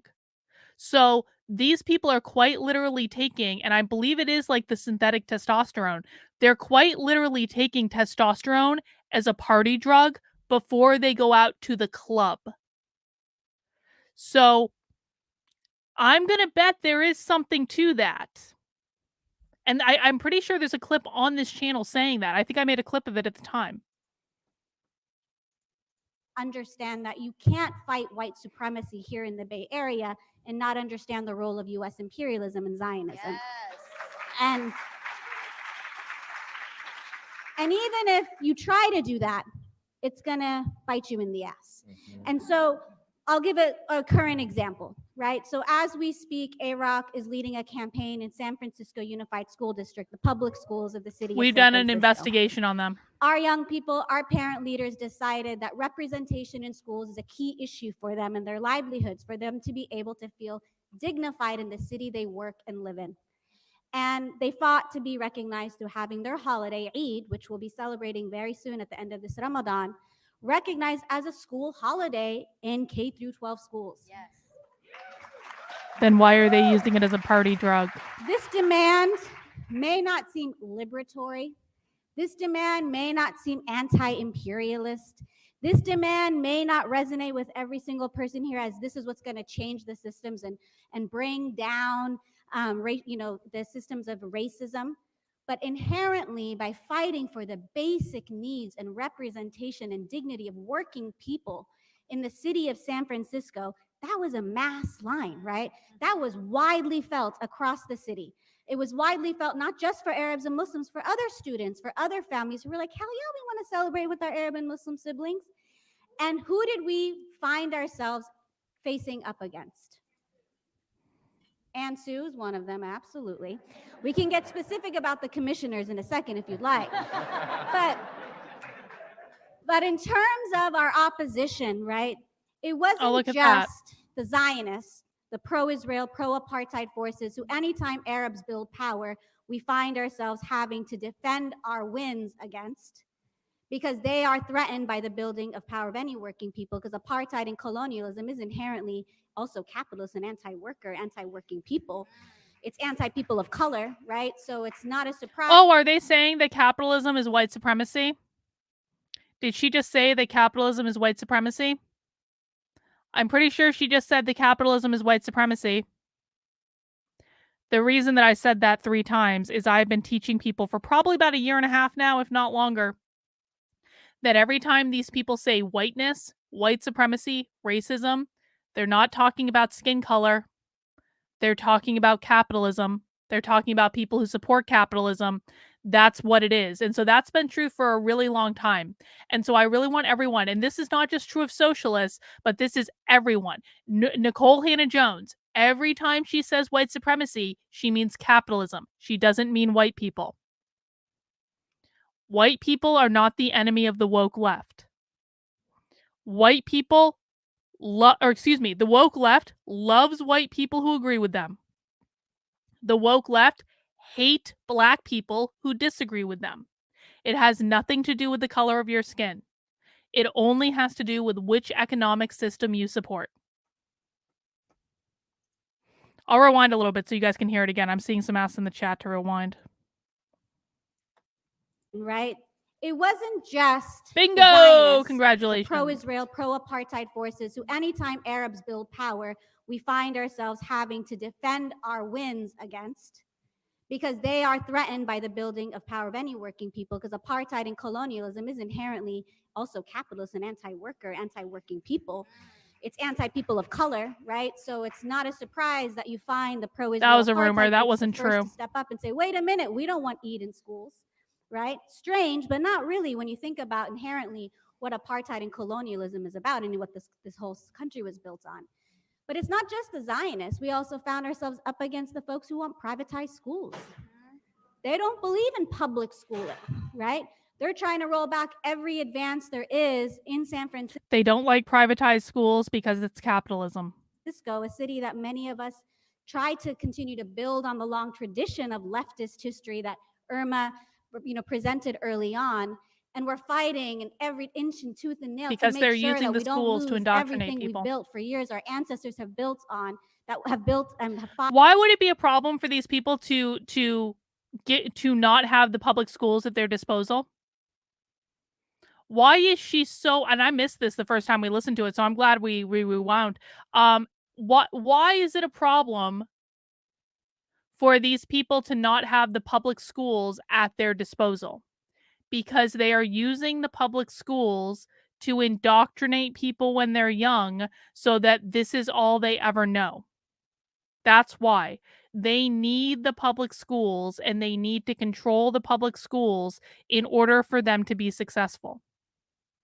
They can't control the private schools. Exactly. They would lose the pipeline. Exactly. For. And here we are fighting for a basic thing like aid in schools because these moderates and conservatives are also threatened by Muslims and Arabs being represented in schools, right? And so by doing that, what ends up happening is you are doing multiracial work. This was a demand to have Eid, a Muslim holiday, recognized in the city of San Francisco.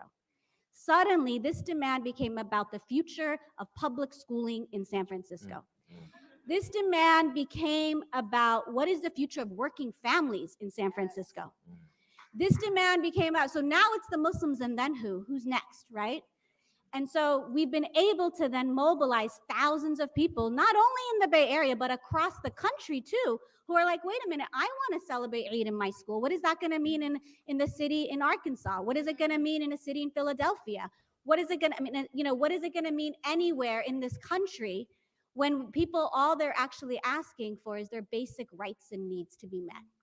And when that's attacked, and when we meet that with an organized force that's clear about what vision we have for society, because we're anti-capitalist, we're anti-imperialist, we're anti-Zionist as an organization.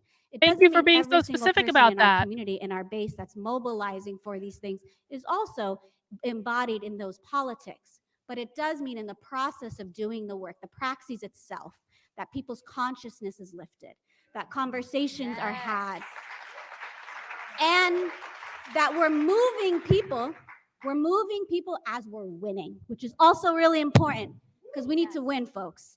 So it's not just about making demands that are not winnable. It's about recognizing where is it? What is our assessment of the balance of forces? What can we gain and when and how? And how are we going to do that work in a dignified manner? Back to the piece that Mo wrote, which we'll be talking about soon, in a way that actually embodies the politics that we're fighting for, right? So we do the work in a dignified manner, centering the leadership of those most impacted, but also building widely across various communities. She doesn't like the Jews, does she? Wow. I am getting hot up in here.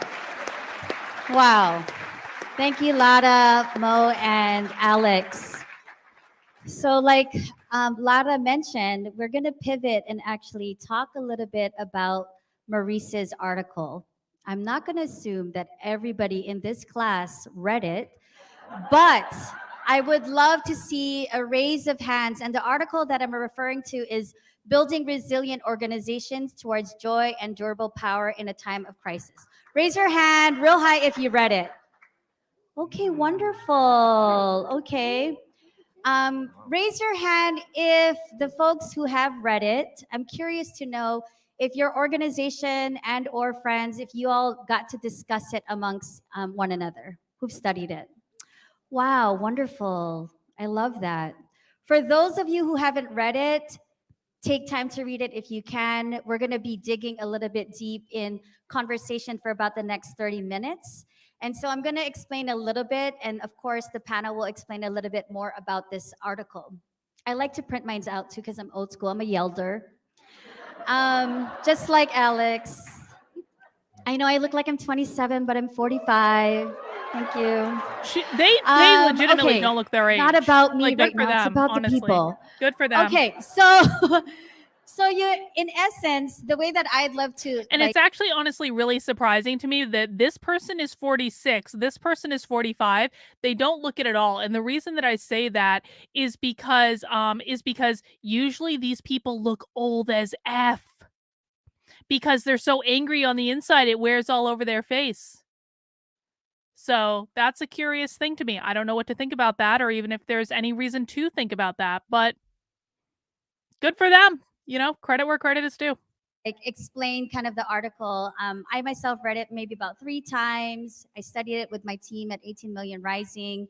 Maurice really first talks about kind of like this morning, what Barbara and Thinjiwe talked about, what we're up against, right? And that is something that we have to also analyze in the state that we're in at. And then breaks it down specifically to talking about tendencies, issues in organizations that are playing out and impacting the growth of our movement, people that we're losing, and also impacts of those tendencies, right? I actually personally, when I read it, I thought about, oh, this is kind of like combat liberalism, right? Me and my organization have studied Mao in the past. This is kind of like the 5 golden rays. And so I felt like this is like a Maoist. 2022. Maurice comes out with this. Let's all study it. Anyways, okay, sorry. But some of the tendencies, so there's 10, right? Not coincidence as like the 10 commandments, but there's 10. And I'm going to just pick out maybe like 4 or 5, and not being selfish that I want to talk about it, but kind of like I feel from the folks that I've talked to, these are some tendencies that appear in our organization. I do want to preface, and I know that the panel will talk about it, when we name our issues and problems, it's important for us to solve them, right? And that's why we're here, right? It's like we are problem solvers, activists, organizers, and changing power. And so I'm saying that because when I read this article, I was very provoked. I was snapping my fingers, and I'm not a millennial, so you can't really hear it, right? But there were moments where I was like, oh my gosh, oh, Maurice, thank you. It was affirming. And then also, to be honest, I was concerned as well, because in conversations, many of us have experienced some of these tendencies, and some of these tendencies and or issues in our organizations today meant that we not are weaker in an organization, but we've lost folks, right? Losing people to movements, to organizations, meaning that people are hurt, people are resentful. So some people will read it and be like, oh, see, this is why. That's why I'm not with them. That's why I'm with them instead. But it's what I loved about it, and we're going to be in conversation, is really talk about the important conversations we need to have in not just principled struggles, but to lay everything out so that we're able to solve them together, so that we don't lose any more people.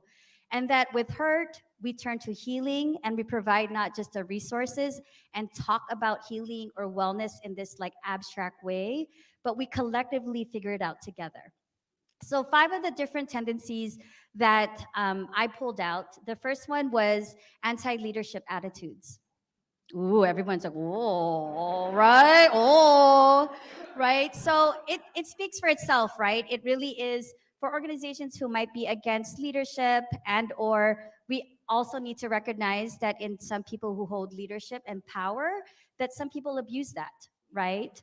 And that we have to build the systems not just of accountability, but also in practice of how to be better leaders and how to create leaders who are principled in their leadership, that also have their own squad to hold them, right?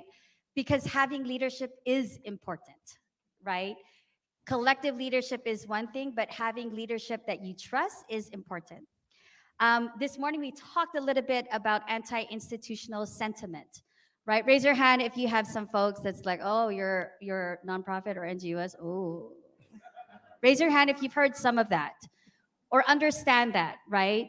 So it's not a new thing, and also we need all forms of organizing, right? Like you need a service institute organization to house the homeless or get legal help or help them specifically in getting their needs met, right? But this is really talking about specifically that all institutions are oppressive, right? And then another one is the small war, focusing on smaller interpersonal conflict. Raise your hand, I'll close my eyes. How many of you have experienced interpersonal conflict in your organization? It's okay if your boss is here. Wow, everyone's hands is on.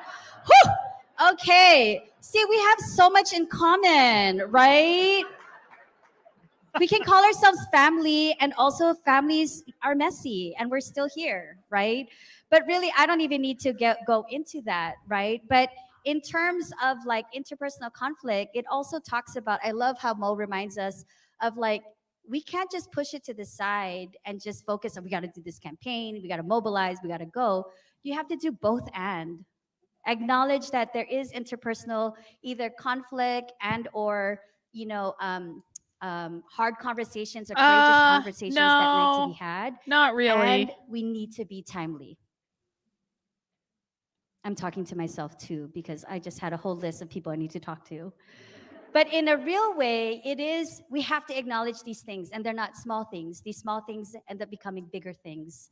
And then again, the work is the one that's impacted our movement. And we're not talking about the work. I'm not talking about the paperwork. I'm talking about our people's work. I'm talking about our movement work. And our work is really life and death for people who are in our movements. And the last thing I'll talk about is activist culture. And so it's acting on individual and personal impulses. I just think of individualism that seeps in our organizations, right? And also people who are maybe opportunists in wanting to maybe think about what they want to put forth instead of a collective decision. I did want to add one more, I promise, and then we're going to turn to them. But the one that stuck to me actually, Mo, was unanchored care, assuming one's mental, physical, and spiritual health is the responsibility of the organization, right? So it's interesting, have this conversation with your team. For people who are like doing grassroots organization or work for like a nonprofit or whatever organization, is it really their job to do all of it? No. Right? Or where's the responsibility of the individual and also your outside supporters to support you in that? Oftentimes people leave feeling like, oh my God, I just gave birth and I'm nobody's shocked. visiting my baby. I'm not talking about you, Lara, because you haven't given birth yet. I'm quite literally shocked that this person is talking about individual responsibility, because I have never seen this in a socialist presentation before, where they're saying the organizations you're working with are not responsible for you. You need to be responsible for yourself, bro. I'm not exaggerating when I say I have never seen this before. And so kudos, I guess. But are you sure you're really a socialist? Because socialists don't talk like that. But okay, maybe we can make some room. It's because she's Asian. And Yasmin is right. It's because she's Asian. That's exactly it. But there is that like, I gave my whole life to the movement. Why am I alone now? I gave my whole life to the movement, and where are my peers now that I can't be at 100, right? But it is a good conversation to have of how do we also build our own systems of care and also understand not all our organizations, especially the ones who are grassroots, can't provide all of that. So that anger, that hurt should be going towards like, hey, I noticed that this is coming up from other people. How can we support other, movements or comrades that are having the same issues as me? How do we now, because we're Yelders, support parents? How do we support disabled folks to be able to attend things that, we're organizing? And so we're going to get deep in it. Now you all are like, ooh, you're reading the article right now on your phone. Like, I want to read this. But I first want to start off and to my new friend, my vegan friend, Maurice, we're not there yet. I know people call you Mo. I'll call you Maurice. But maybe tomorrow I'll call him Mo. But Maurice, I'm curious, right? Because we're hearing and you've shared that some people who have read it is like, oh my God, Maurice, thank you. This is a great management guide. He has corrected and said, this is not a management guide. This is a guide to fight fascism, right? And so, thank you, Maurice. I want to ask you, why did you write this article? Sure, thank you. And I couldn't actually have done it as well as you did. Stop it. So thank you. It's my friend. how to make quick friends. Just, give them Thank compliments. you. So I wrote the article both, like I've been organizing since I was a young person. So it's both my assessment based on decades of practice, and also because I felt a deep, deep, deep sense of urgency because of the global fascist threat that all of our movements must be as effective, efficient, sharp, and impactful as possible, right? Because this global fascist threat is very well resourced, internationally networked, very strategic. It adapts, it's adaptive. Even when we win certain battles, like we won an electoral battle against Donald Trump, it didn't mean an end to Trumpism. Certainly didn't mean an end to global fascism, right? So I felt this urgency that we had to be sharper. And then, more specifically, coming out of 2020, which was both a moment when we had the largest social movement in our country's history, right?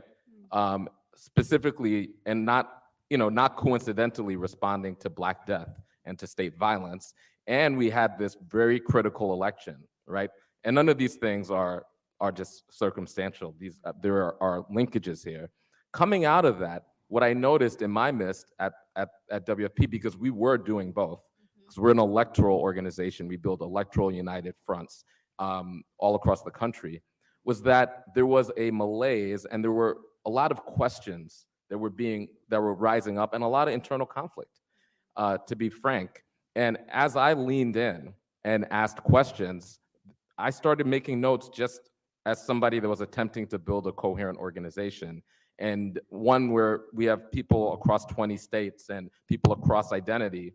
As I wrote those notes and began to share them with other leaders, number one, those notes began to rhyme. So I did one-on-ones with individual staff people of different identities, different generations, different backgrounds, different states. And what they said it was uncanny how similar the circumstances were. So that I began to say, like, okay, this is not by chance. There must be something above the interpersonal that's happening for everybody to have the same assessment. So what is that? So I became curious about what that stuff was, and that began as initial notes to myself. And when I shared it with others, people really responded.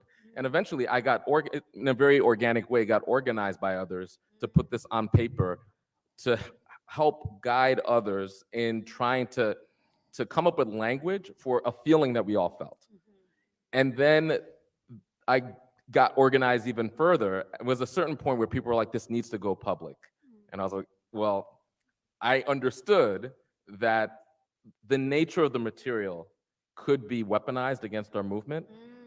I also understood that in a moment when I feel like our ability to engage in principled struggle, to engage in debate, was probably at a weak point, how anybody could be able to easily, a bad faith actor, even in our midst or outside, could easily just quote a few words, and that could be harmful. And it took me a while understanding all the downsides before I felt like, well, combat liberalism. I strongly believe in these positions.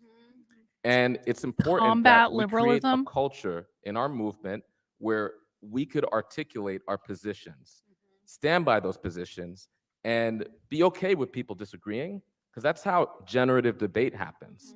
And so I, on top of publishing the article because I felt like this conversation was important, I actually feel like we need to shake off this crouching position that I feel like many of us are in, where we have deeply felt beliefs, but we hide them or we gossip, right? Because there's been a culture of fear instead of a culture of debate around challenging ideas. So I purposely wrote this in a way where I both expressed generosity with people that I disagree with, and I was super clear about why I disagreed and what I disagreed around, and also positively concrete solutions, or at least a path forward, right? And I wanted to write it in a way where it's understood that this is not a mic drop. This is a conversation starter in order to interrupt a culture of conversation enders. And so that's really the purpose of the article. Just some other things, and because I know we want to pivot into a bunch of conversation around this. There's a few things, there's a few currents running through the article. So there's I think of a basic current of, it's our job to take our ideas from the implicit to the explicit, right? Because we have to kind of trade in the implicit just to get our jobs done. Like, I can't wake up every single day and Exactly. remind Good point, everybody who Kurt. works at the WFP, oh, by the way, I'm your boss, and my title's national director, and this is the role I play. So there's like certain ways that we just imply certain things, right? However, there's a cost, there's a downside to that. And so we have to figure out, what are those things that we imply but cost us too much for it to just language in the realm of the implicit, and we must make explicit. One of those being our ideology. Because what I've observed is that there's people, good people, working in organizations together who, like, how many people have an intimate relationship with somebody? It's okay, no shame, right? Any type of intimate relationship. And how has anybody experienced when the other party in that intimate relationship has a different understanding of the fundamental nature of that relationship than you? So imagine that, but then imagine it growing exponentially because you're adding many, many more people. That's what an organization is. He's And actually not so wrong about this. It's our job as organizational leaders to create coherence through being really disciplined in providing guidance and clarity around not everything, because we have to trade in the implicit to have a society, to have an organization, but some things must be explicit and repeated, right? And we all have to be fluent on the ideological sort of location and destination of our organizations. Otherwise, the level of ideological incoherence will cause a rupture that will feel like interpersonal rupture, but is actually ideological incoherence. Wow. And so, and there's other things that. Well, hang on. Half Orc says a broken clock is right twice a day. These people are winning. These people are right far more than twice a day. And I know people don't want to hear that, but this is not the only, he is absolutely correct when he says that people have to be aligned around the mission of whatever you're trying to do. And if some people are going over here and some people are going over there, then you're not aligned. This is why there is so much effing infighting in the anti-woke space, because no one agrees on what the actual goal is. There is zero alignment around what we're actually trying to do. My goal is to expose what's going on in the schools, to make sure parents have access to the information. It's to get people to look at primary source documentation. I don't want to make, I'm not advocating for a political party. I think both the political parties suck. And so, like, my goal is fundamentally different than a lot of people who are trying to hijack the anti-woke movement to get their politicians of choice elected. Those are two fundamentally different goals, and that is why people are not working well together. So, don't dismiss these people. I promise you, when you dismiss these people, that's when they win. That must be explicit. Like I'll end with this. Like this question around care, right? And so for each organization, each collective, you need to decide how to delineate that line, but there must be a line. Yes. Because we do not have the capacity for a sprawling, endless, sort of amorphous sort of expectation that we, comrades, who aren't experts in care, spiritual care, aren't clinicians, can hold everybody's trauma from birth. That is an expectation that if we're not explicit about, we will carry. And that will lead 100% of the time to rupture, because we will then 100% of the time, as organizational leaders, as comrades, miss people's expectations, and people will feel harmed and injured. And so by being explicit, that also will mean, right, and this is also, there's a specific role for leadership, because when you're explicit about these things, that creates some tension, because people want it their way. But an organization to function, right, must make some choices. Right. Making choices and saying it with your chest will undoubtedly cause some tension and cause some natural conflict and tension that can and must be managed. And that is the job, that is the role, that's the responsibility of leadership. Is it intense? Is it sometimes personally really hard to hold? Absolutely. However, if you can't hold that intensity and that responsibility, then you also need to step off the line of leadership. Oh, wow. Thank you, Maurice. Alex, Lara, what's going through your head right now? I'm curious to know how, not just the article, this conversation, how it relates to the Bay Area left.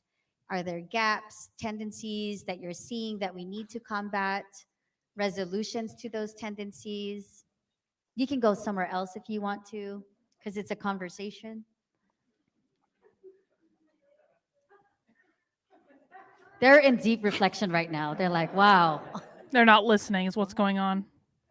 Thanks, Alex. Okay. I think there's a, you go. No, you go. Okay, No, you so go. yes, I have a lot I'm thinking about, especially this last thing Maurice you shared about unanchored care, because the same thing could be applied to our politics, right? There are a lot of people that come into our movement who are traumatized, pain, like have a lot of pain, and also from this morning's panel, people are That are looking mentally for a ill. political home. We And can I've agree had with a lot that. of young people come up to me saying like, okay, so I want to still be in the movement, so I need to work at a nonprofit. And the first thing I tell people is like, the nonprofit is not the only way to be in the movement. The movement has many, many roles, many, many institutions. And if you look into the international examples, like you can see the NGO sector is one sector of many other places. Faith leaders, you have workers, unions, you have academics, right? So we need to understand that when we say we were looking for political homes, we also have to be very clear what is the purpose of our organizations, right? And so we have some of our founders here in the room, they're in the back, and they have been very helpful for me to understand that when the Chinese Progressive Association was started, it was started as a mass organization in tandem with a revolutionary organization. Now, in history, it's very conflated. It's like, oh, this, because people were inspired by the Black Panther Party and other radical movements, then you can bring all your entire politics to the organization, right? Now, when you say a mass organization, what does it mean? It doesn't mean that you sit around talking about capitalism and imperialism and talking at people. What I was taught was like, you need to spend most of your time listening. Mm-hmm. And so when you were That's talking very about unanchored care, true. I was like, okay, there maybe is another riffing off of that is like unanchored politics. Right? We need to be able to be very clear, again, to the people coming to the organization. It's like, we are a progressive organization for people in the community because we believe that we can bring people to a progressive position. But it's going to take some time. But when people think that the organization is revolutionary and feel like, oh, we're just going to go around, basically just talking at people about revolution when people are actually not really feeling it, right? That doesn't happen here, I know. Or outside this room, no, I know, it doesn't happen. But But it's really important to make that really clear. And I feel like that is what is a real big challenge right now in the Bay Area. Okay. So Irma talked about all of the amazing, like radical moments, and a lot of things were found here, but also Tenjiwe and Barbara this morning talked about how Exactly, Jay. the right wing, they're fluid. They're coming after our people. And specifically, These people think that the right wing have their shit together. This is like one of the most hilarious things. It's like the right think that the left have their shit together, and the left think that the right have their shit together, but neither group thinks their own side has their shit together. I am tribe agnostic. I think all these people suck. No offense to anyone who considers themselves on one or either side. But if I were to pick a side that had their shit together, it would absolutely be the left. 100%. They're not perfect by any means, but the right is like a dumpster fire. And it just gets worse and worse and worse and worse and worse, like by the day. The left, they don't always play nicely with each other. These people really hate the Democrats, but they are far more aligned on what their overall goals are and far more effective at achieving those goals than the right is. Asian and Chinese Americans. Okay, so we actually need to think about mass organizing in a 21st century context that has, we're being out organized by the right wing through disinformation, misinformation, actual contact with people. Like, I like to say that the right wing is actually not winning. They're not winning. uncontested. And I'm just saying self-criticism of myself. It's like we are actually not trying to win people over. We're not trying to organize and have those You're having a deep conference. and hard conversations. I mean, Okay. I'll say CPA is trying. I have a rule, and I'm going to start enforcing this rule. Any fucking time I hear a conservative say, "Stop generalizing," because that's exactly the tone of voice you use, I am going to block your ass. Do you want to know why? Because every single time that a conservative says, "Stop generalizing," it's because I am telling them something that they don't want to hear, and saying, "Stop generalizing," is nothing more than whining that I have said something to you that you don't want to hear.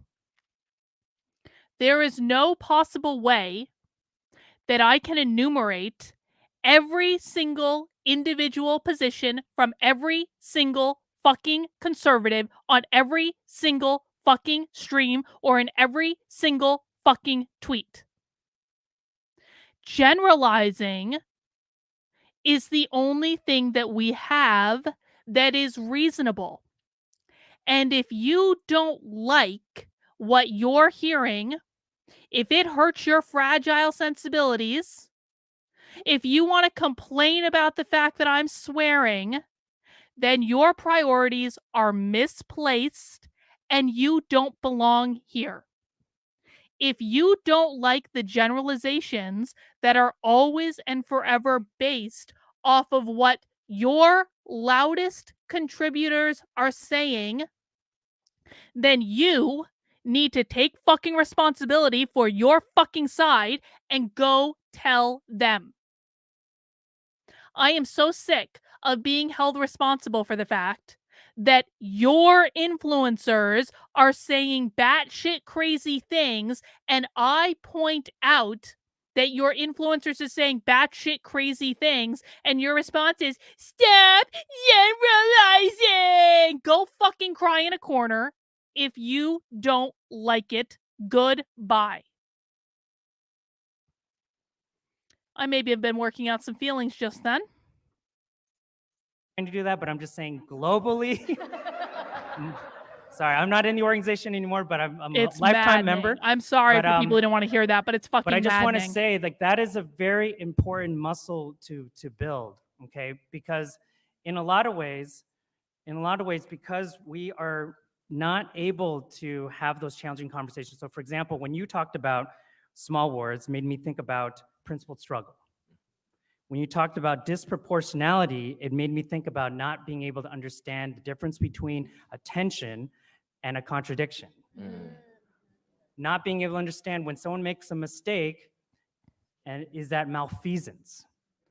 Or the difference between I just merged the terms, hurt and harm, right? So there's a bunch of things where I think we need to be able to sharpen what we mean by these words, especially now with social media. Like, that's not something that the OGs had to deal with back then. That's our intervention, right? And I just want to just close on this thing. It's in terms of what does it look like for like a deep and long like a long kind of like protracted campaign. 20 years ago is when the minimum wage in San Francisco passed. So it's a 20-year anniversary of Proposition L. It's one of the first local minimum wages at $8.50 an hour, indexed at the cost of living. It's one of it's started the movement across the country before $15 minimum wage, right? Do you guys want to know why conservatives lose? Because they are more worried about people swearing on the internet than they are about what their enemy is actually doing. This is why they lose. And it's why they deserve to lose. Because they will complain ad nauseum every single day that I say swear words on the internet. They will clutch their pearls at the fact that I tell them to shut the fuck up when they're being stupid. But they won't just sit and listen to what is actually going on and to try to learn something about it. That is why they lose every goddamn time. And that's the last thing I'm going to say about it, I promise. Now, we were one of the only groups in Chinatown that actually supported it, because in Chinatown, you could not talk about wages and worker rights. You were seen as anti-Chinese. But did CPA say, oh, then we're not going to take a position on this? Because we knew this was in the interest of the working class, and we had to move a base of people. And at that time, the base was not huge, right? So it passed, and we had to actually still win people over in our own community. Workers to support their own rights for an $8 minimum wage, $8.50 minimum wage. Most were getting $4, okay? Now, this took us about 7 to 10 years to actually build a base of people to support their own rights, to work with other, like a united front, the service providers, the policy folks in Chinatown, and a lot of the service providers, their clients were also workers. And we were like, you all are actually serving the same people we're serving, right? But it took a really long time. And I guess I want to share that because that took about 7 to 10 years. And when Ed Lee ran for mayor and he won, for me, it was a turning point when we were like, every single mayoral candidate was putting minimum wage enforcement on their platform. It just basically, I was like, oh, wow, this is what it looks like to move the mainstream to the left, right? Because like, we talk about how we don't want to be like, hate on the mainstream, but we are actually trying to change the dominant view, right? So now, thank you.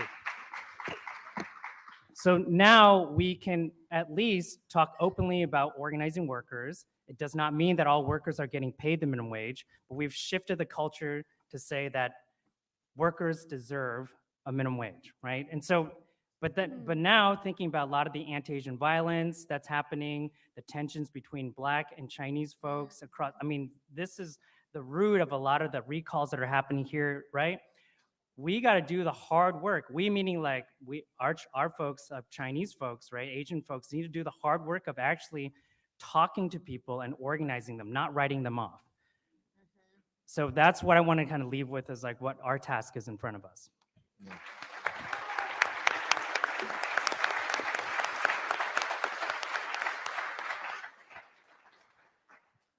I mean, I think we have it all figured out in the Bay.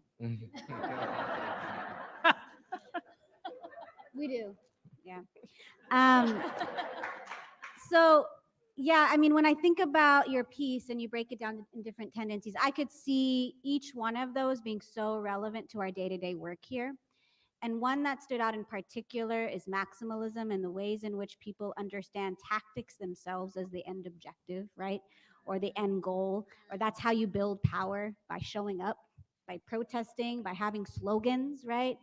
And the deep organizing work, the hard, invisible labor that goes into real organizing work, right? The building power with your base, talking to folks, doing that ideological development across your organizations, all that stuff that's not sexy, right? It's not showing up in the streets.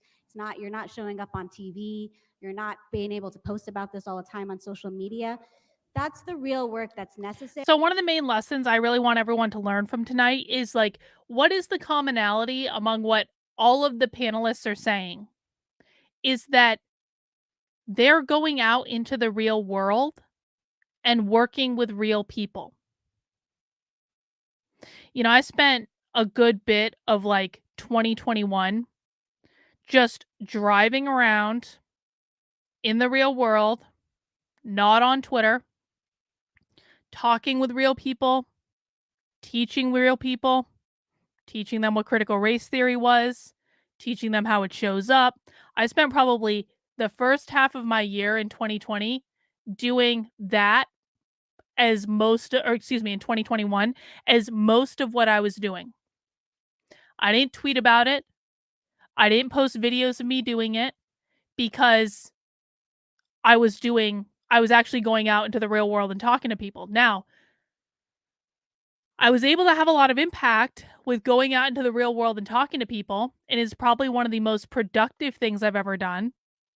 The problem was that because I wasn't tweeting about it and posting every single thing I did online, other people didn't believe I was actually doing that. And ironically, it ended up being incredibly damaging to me in terms of building out my own platform, because I would hear all the time from people, "You're not doing anything. You're not doing anything. You're not doing anything." And I was like, "What the fuck are you talking about? I'm doing stuff in the real world every day. I'm just not tweeting every single thing that I do." And that ended up being a big problem for me. And I don't have any regrets about it because I was able to reach a lot of people and teach a lot of people. But in terms of being able to build up the base of support that I needed, that was required to keep doing this, it really did hurt me in a very real way. And so I wish people understood and placed more value in the people that are actually going out into the real world and doing those things. Because all the people on this panel are doing that. That's why they're winning. They're not spending all day on Twitter. They're not spending all day on YouTube. Now, granted, my focus has shifted since then, where I'm now just in a process of downloading everything in my brain to people about what I learned when I was doing all this stuff so that other people can go out and do the legwork, because I've already done it. Like, I paid my dues. I did what was required for me to figure this out, and now I'm focusing on teaching other people as much as I can to try to create a ripple effect to create more people doing it. But 2 points I want to make. Number 1, just know that Twitter activism is not real activism. It's fine. It's useful every once in a while. But the most important thing that anyone can do is actually go into the real world and talk to the people in their communities. Going to your neighbors, having conversations around the dinner table, stuff like that. That is the most impactful thing that any single person can do. Number 2, make sure you are not allowing the nonsense and the chaos that goes on online to interfere or to dissuade you from doing that. I was in a very different position than a lot of people are, in that I was actively trying to build up a platform that would allow and support me in doing this type of work. I quite frankly miscalculated that, at least when I was doing it, the vast majority of people online placed no value or importance in doing things in the real world. And I think that's too bad. And there will be a point at some, like, I do want to get back to doing stuff in the real world at some point. There's just a lot of things I want to accomplish before I do that, in terms of building up a knowledge base that other people can utilize.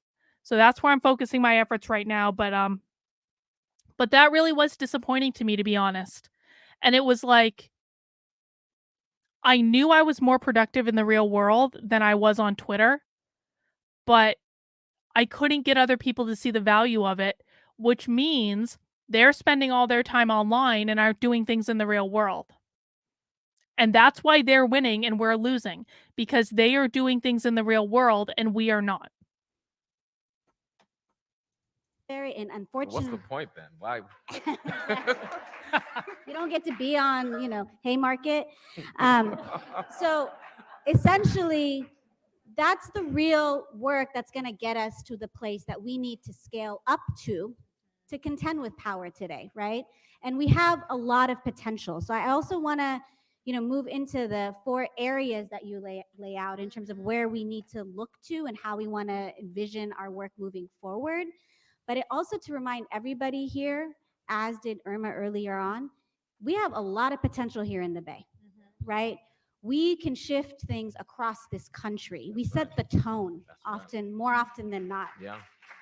But what does it mean when we're allowing ourselves to get out organized?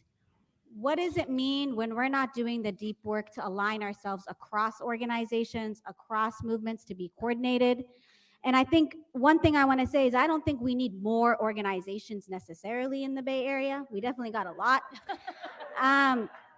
But I do think we need more strategy, more coordination, more vision, more deep work to develop our ideological understanding of what is this world we are in and what are we fighting for. And these are things we talk about, but we don't About actually half do the an hour rigorous left, study, Krista. right? More often than not. And so in the 4 areas you lay out, the structural, ideological, strategic, and emotional, I think we got some work to do here in the Bay Area.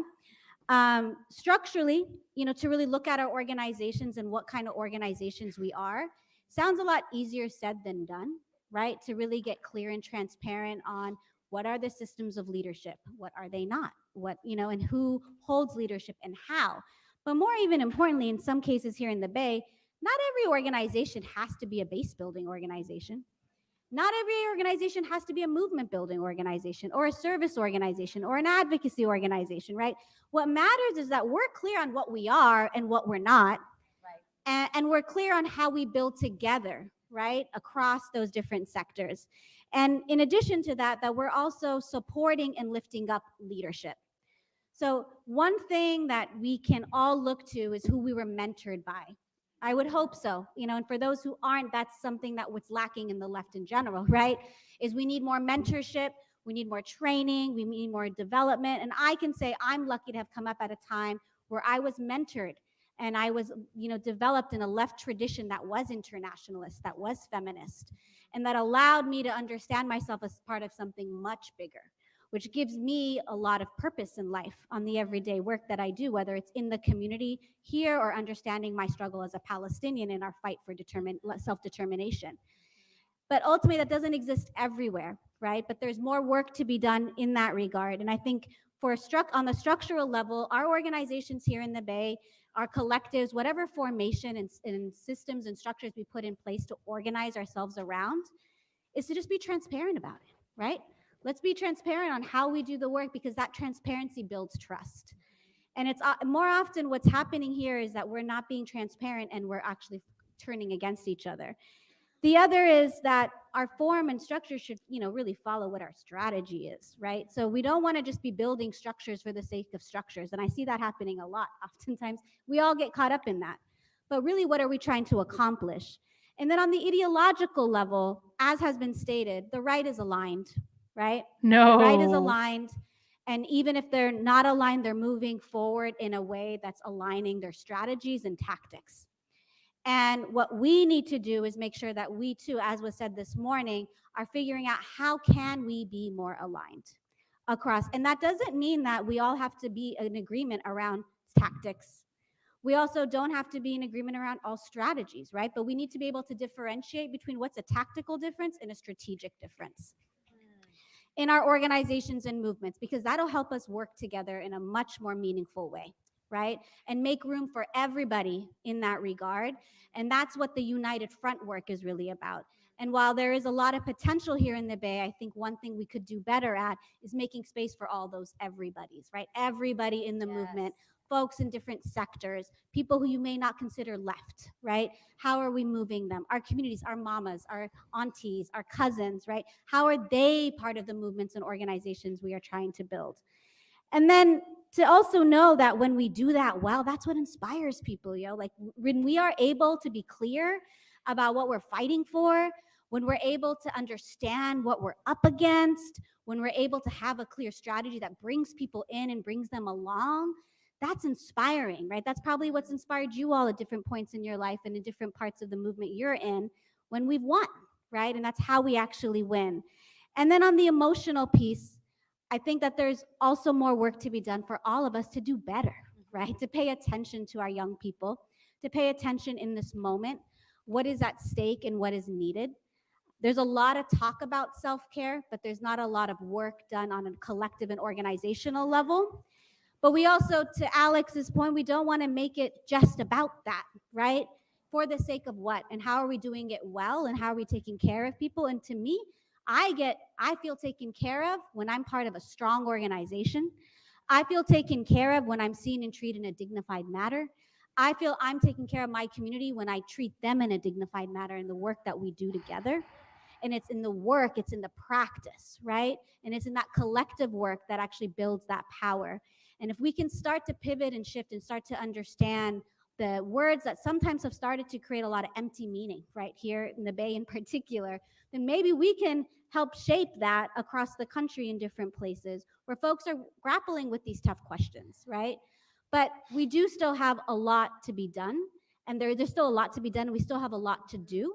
But I also want to say, dude, we're doing pretty good. Like, we are building together. Like, the fact that we have this conference, we're spending a whole day talking about what are we up against and how do we move forward, that all of you stuck it out today to do that work with us. I mean, does the right have anything like this? No, they don't. Not that I know of. So it's on us to make It is sure a fair that point. we're thirsty for this kind of thing. How are we moving other people to be part of this? How are we building out this container to make it big? Because what we don't want is to get smaller. And what we don't want is to make it so that we are not actually meeting the scale that I think here in the Bay in particular. And the right does not have things like this. I've been to CPAC. CPAC is not this. Oh, you think they have it in colleges? Okay, where was the Republican youth vote in the midterms? If they have this in colleges, then why wasn't there a massive turnout for Republican youth voting in the midterms? Walkaway doesn't organize people like this. Walkaway absolutely does not organize people like this at all. Walkaway can barely get anyone to show up at their events. And I know that because I toured with them for 6 months. And anytime I brought an idea to Brandon about here's how you can organize people, it was ignored. They tried, but it never worked. So no, I don't think the right does have anything like this. Turning Point USA has a ton of money, $40 million a year. And they, okay, what is Turning Point? Where did that $40 million go? I did a whole video about this not too long ago. Turning Point USA raises $40 million a year. They take that $40 million a year and they throw giant parties. And then when election time comes, no one shows up. The left, I know you weren't arguing. The left won the midterms because they massively out-organized on college campuses. It wasn't even close. So no, Turning Point USA doesn't do shit. If you have evidence that you'd like to offer that says they do something, then please offer it. But I have seen no evidence that their $40 million a year has resulted in anything except throwing giant parties.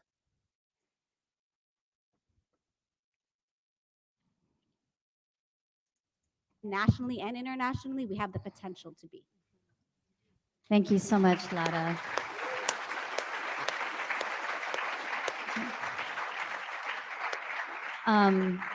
Thomas, are you giving me the peace sign or are you telling me there's 2 minutes? 2 questions, I think, from the audience. Oh, we're closing. Can we have a collective decision here? Is it okay if we do, I have one last question I really want to ask the panelists. And then we won't have time for questions, but they will be here for you to approach them and ask questions. Is that okay? Do you see how we did that together? We're already winning, okay? So my last question I did want to ask our incredible panelists, here in the Bay Area, we have a strong internationalist movement here in the Bay. I was looking here at the Anti-Police Terror Project, Cat Brooks, and know that APTP has been doing badass work and raising it to the international level up, reclaiming MLK, who was an internationalist. And I think there's a duty, like what Lara was telling us, that we need to do. And my last question I want to ask the panelists is, how do we build and revive? I'm going to say revive because lately, because of the pandemic and all this shit happening, it's been feeling a little bit, we're winning, but we're also not as strong as we need to be. So where do we go? Well, at least from they know here? they're winning. Gotta give them credit for that. If you want to share any last words in building a resilient, durable left, please make it really strong and powerful and move people. No pressure. I'm going to start with who wants to go first? Really? How are you going to get rid of the government programs if you're not organizing?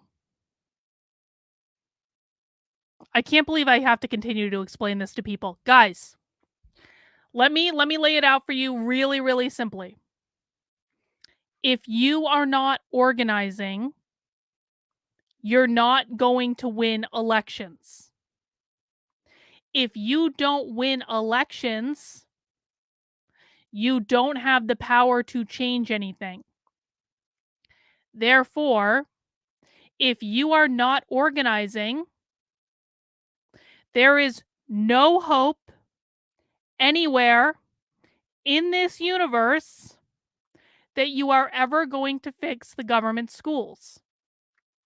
Because you are not in a position to fix the government schools, because you have no power to fix the government schools, because you refused to organize.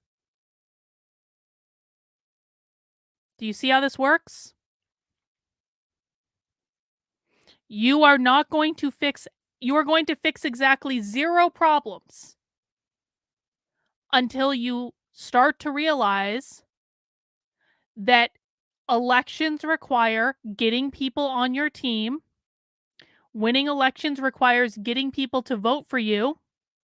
Winning elections requires appealing to people who are not alt-right conservatives, who don't care what people's religion are, who don't care who people have sex with, who don't care if people are trans or not. You will never, ever, ever, ever, ever, ever, ever, ever, ever win another election in your lifetime until you wrap your heads around these issues. And if you don't win another election in your lifetime, there will still be the government schools. They will get worse and worse and worse. And there will be absolutely nothing you can do about it. And the deck is stacked against you because you refuse to listen and you refuse to organize. The deck is not actually stacked against you in real life. It is only stacked against you because you refuse to do what is required to win elections. Absolute downright refusal. Can have it laid out to you so simply and so clearly, and you will still refuse to do it. And you will come up with excuses to not do it. And then you'll say, why do we even bother trying? Because you've come up with excuses not to do it. Do you guys see how this works? I don't disagree that government schools are the problem. But I've put together things to help people fix the government schools, or at least expose the government schools. And you guys won't come to those streams. You guys won't do it. And then you say, we can't win elections, they're rigged! Election interference, they're rigged! That's exactly the tone of voice you do it in too. And so congratulations, bro. You just gave the right a ready-made excuse to not do anything that they could do to actually win an election. We can never win. Voting machines are rigged.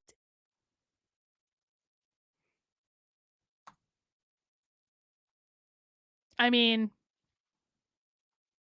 I truly just don't know what else needs to be said about this. If you want to change things, you have to win elections. If you are unwilling to do what is required to win elections, then you will never change things.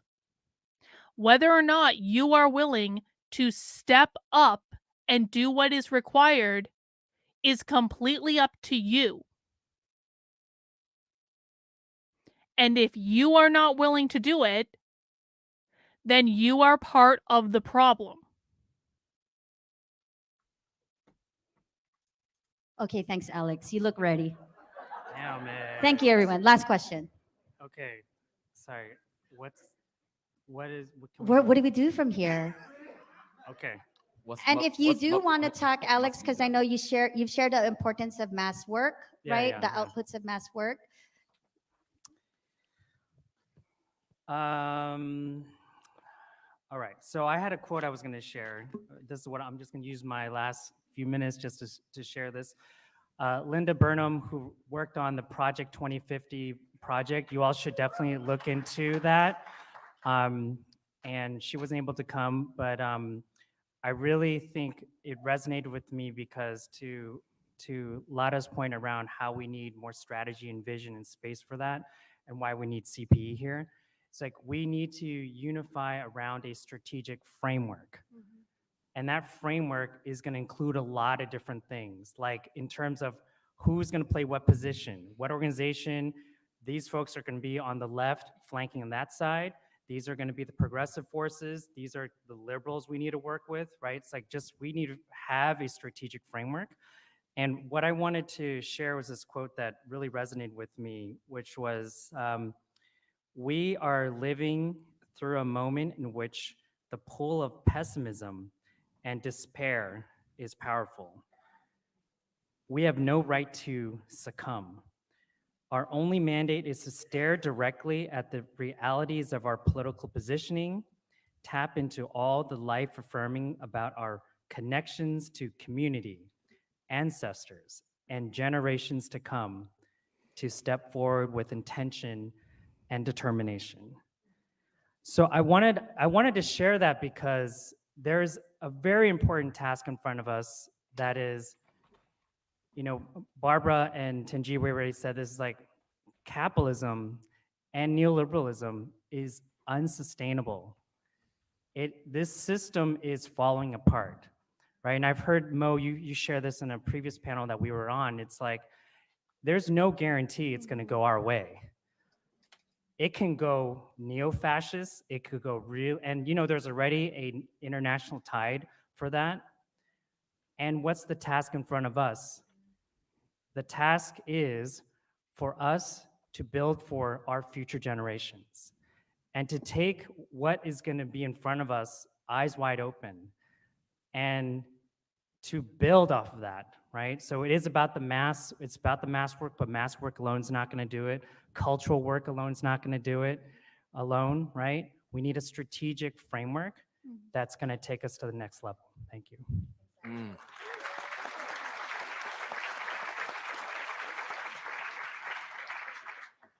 So I think in terms of the question around building on internationalism or reviving internationalism, I would just say here in the Bay, the task may not be to revive it, right? And even if it is, it's not about looking to figure out how do I do internationalist work, right? It's a worldview. It's a political decision, it's a vision, it's a strategy, it's understanding yourself as an internationalist, right? And that is what our people across the world, that's how they see it. Historically, the freedom fighters and ancestors that we talk about and celebrate and read and honor every day, that's how they understood their contribution, right, to the movements internationally. And it's on us to also see it in that light, right? So for us to be able to do this work well, to have a strategic vision, that strategic vision must also be internationalist. In order for that strategic vision to be internationalist, you yourself have to understand yourself as an internationalist. And what that means is when you're fighting for local campaigns here, when you're understanding what we're up against around fascism here in the United States, that you know that that is also part and parcel of what's making people devastated across the world, right? And that we're that much stronger if we're able to contribute to other leftist movements across the world who are also at the receiving end of US imperialism, who are also challenging fascism in their own terrains. When we've learned today about Hindutva, in the fascism panel, we learned about Palestine, right?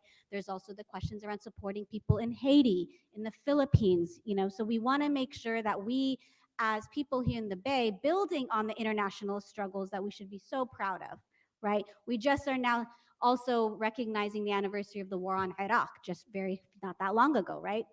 And being able to learn from that, right? So war making as something not of the past, but an ongoing work that we have to engage in. And how to do that is not like, I'm going to take up this new effort or join this new organization that helps me do something for Palestine. No, just understand that when you're fighting against racists and white supremacists right here in your own backyard, they're aligned with Capitalist. Zionist and pro-Israel colonizers, right? And so if you understand that, then you're able to support your siblings, your Palestinian and Arab siblings across the world who are fighting, who are at the receiving end of the US funding of Israel, right? Because there's a partnership there. But also then you're able to do your work better here because you actually understand what you're up against, right? So when I spoke earlier about the Eid campaign, that was, and earlier today when Tenji... Hang on.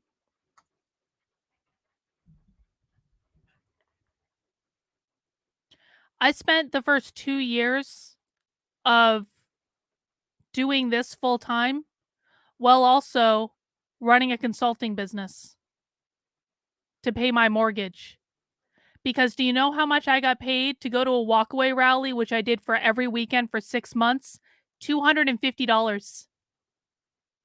And that basically covered my cab fare from the airport to the hotel, and it covered my food, and that was it. And I was working full time, separate from any of this online stuff, to be able to build a strategy and a ground game to fight back against what was going on. You can make as many excuses as you want. But the fact of the matter is when something is important, you figure it out and you stop making fucking excuses. There are all sorts of people that have given up a lot to be able to do activism that are completely unsupported by the people who claim to care about fixing the problem. Until you look yourself in the mirror and tell yourself to stop making excuses about why you can't show up, then nothing will change.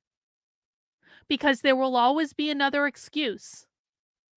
There will always be people saying, well, you know why the left can do this? Because they don't have jobs, when that's provably wrong, because they control every major organization in the country. How are they doing that if they don't have jobs? Stop making excuses. If you can only show up for an hour or two a week, then start with that. But stop making excuses about why you can't. Way and Barbara spoke about the various parts of the conservative right or the right wing. We have religious fascists, right? We have secular fascists. And that's what we find ourselves up against when you're taking on a local campaign to fight for representation in schools, right?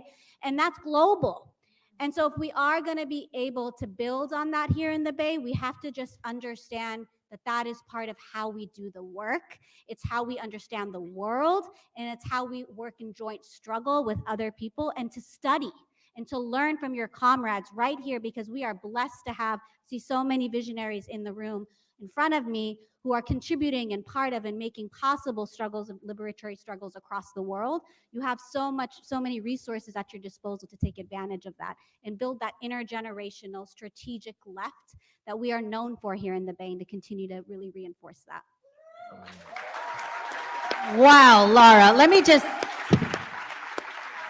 I dropped the mic, but we're not done yet. Thanks so much for that, Laura. And bring it home, Maurice. Okay, I got to bring it home. All right, after that. Just a few things that I think is some final sort of parting words. So, number one, I think defining the difference between belief and agreement, right? Our job, and I think sometimes we get this twisted. Our job isn't to ensure or to enforce the conditions where the people agree with us. I think that's a really good where first we step. Agree with one another. To Our understand. job is to ensure that. But then do First something of all, with that it. we have a belief in the people, and the people believe in our movements, right? That is a significant difference. And when I hear of the organizing that AROC did with EID and the work that you all did at the Chinese Progressive Association around the minimum wage, what I hear is establishing the conditions where your people believe in you so that you can have conversations and get to agreement. But when we set a high bar of agreement in the beginning, then we'll never achieve that deep belief with one another. That's the nature of organizing, right? And one of the reasons why I have no illusions around what electoral organizing, as somebody who runs a political party, I have no illusions around what electoral organizing can do and what voting as a tactic could do. There are limitations. But one of the reasons why I continue to practice and continue to experiment at the Working Family, by the way, we have a California party. We're doing work in the Bay. I invite everybody to get involved, is that it gives us opportunities every year to practice being in coalition and to practice being part of a bigger we. And you're not in coalition and you haven't built a united front if you look around and everybody's your homie or you agree with anyone. You're just hanging out. That's a which really is good cool, point. But you're in coalition and you're in a united front where you feel some discomfort or when you look around and you see who's in the room, right? And we do that and we sustain that discomfort because we've developed a sharp power analysis that makes that essential.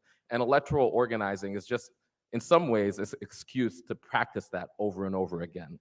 The other thing that electoral organizing allows us to practice, and I think this is important, we actually can't run the risk of being ambiguous about power, right?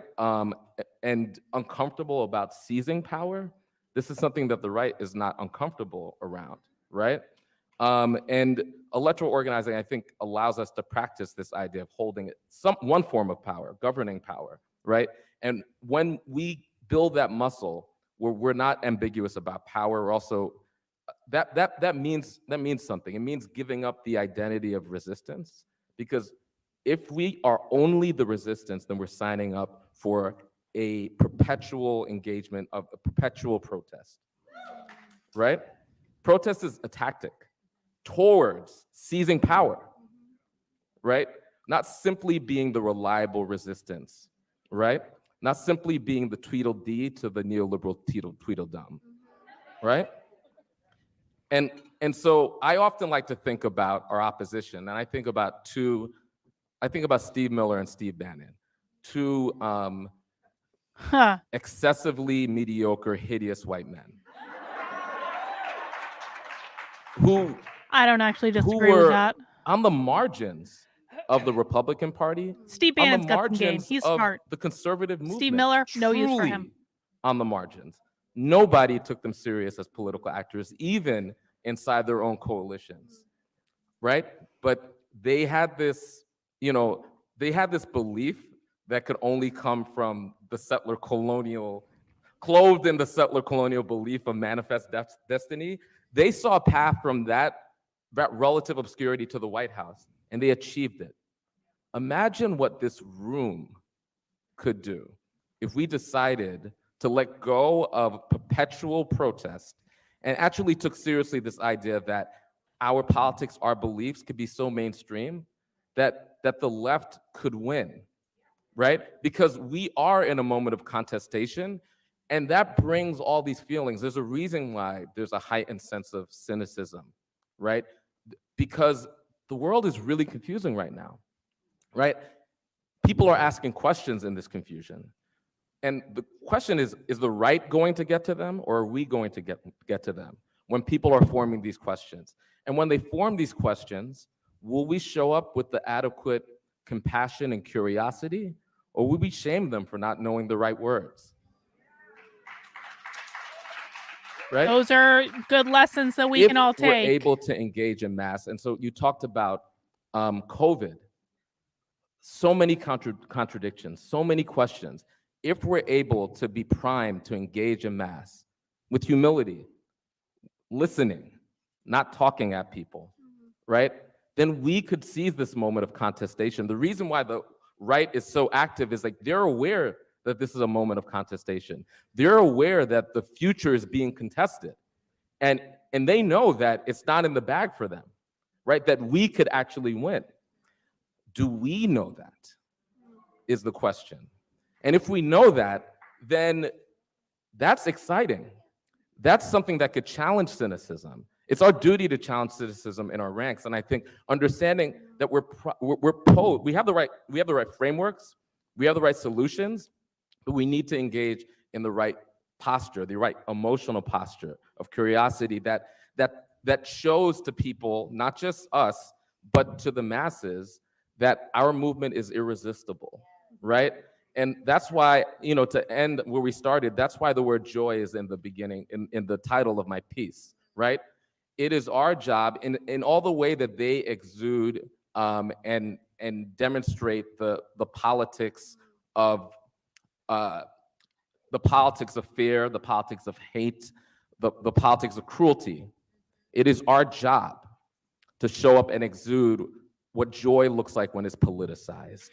If we do that, we win. Thank you so much. Give it up for our panel, Alex, Maurice, and Lara. I really wish they'd done Give it up for Q&A. yourselves too for being in the movement. Give it up for Irma as well. Thank you. Thank y'all. Thank you.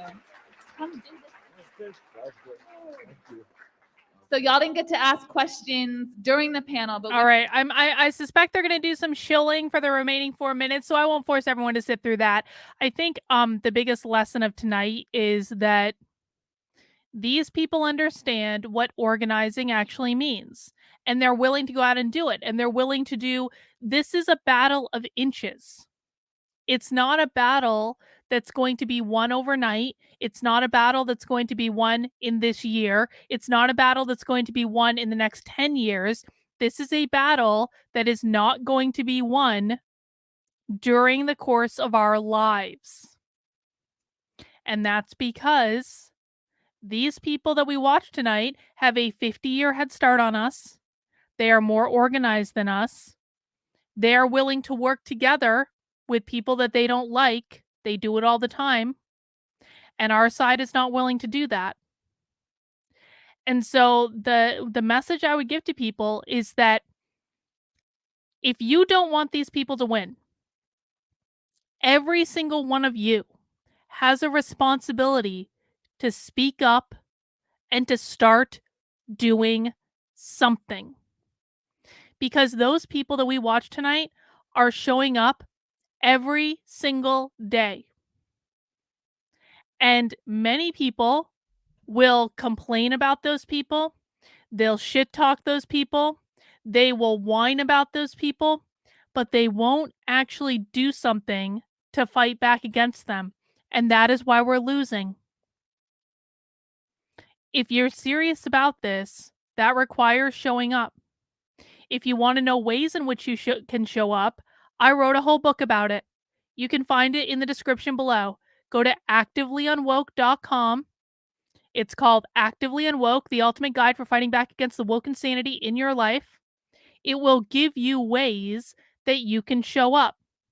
Another way in which you can find ways to show up is by making sure that you are subscribed to my Substack, Carlyn, Karlyn, .substack.com.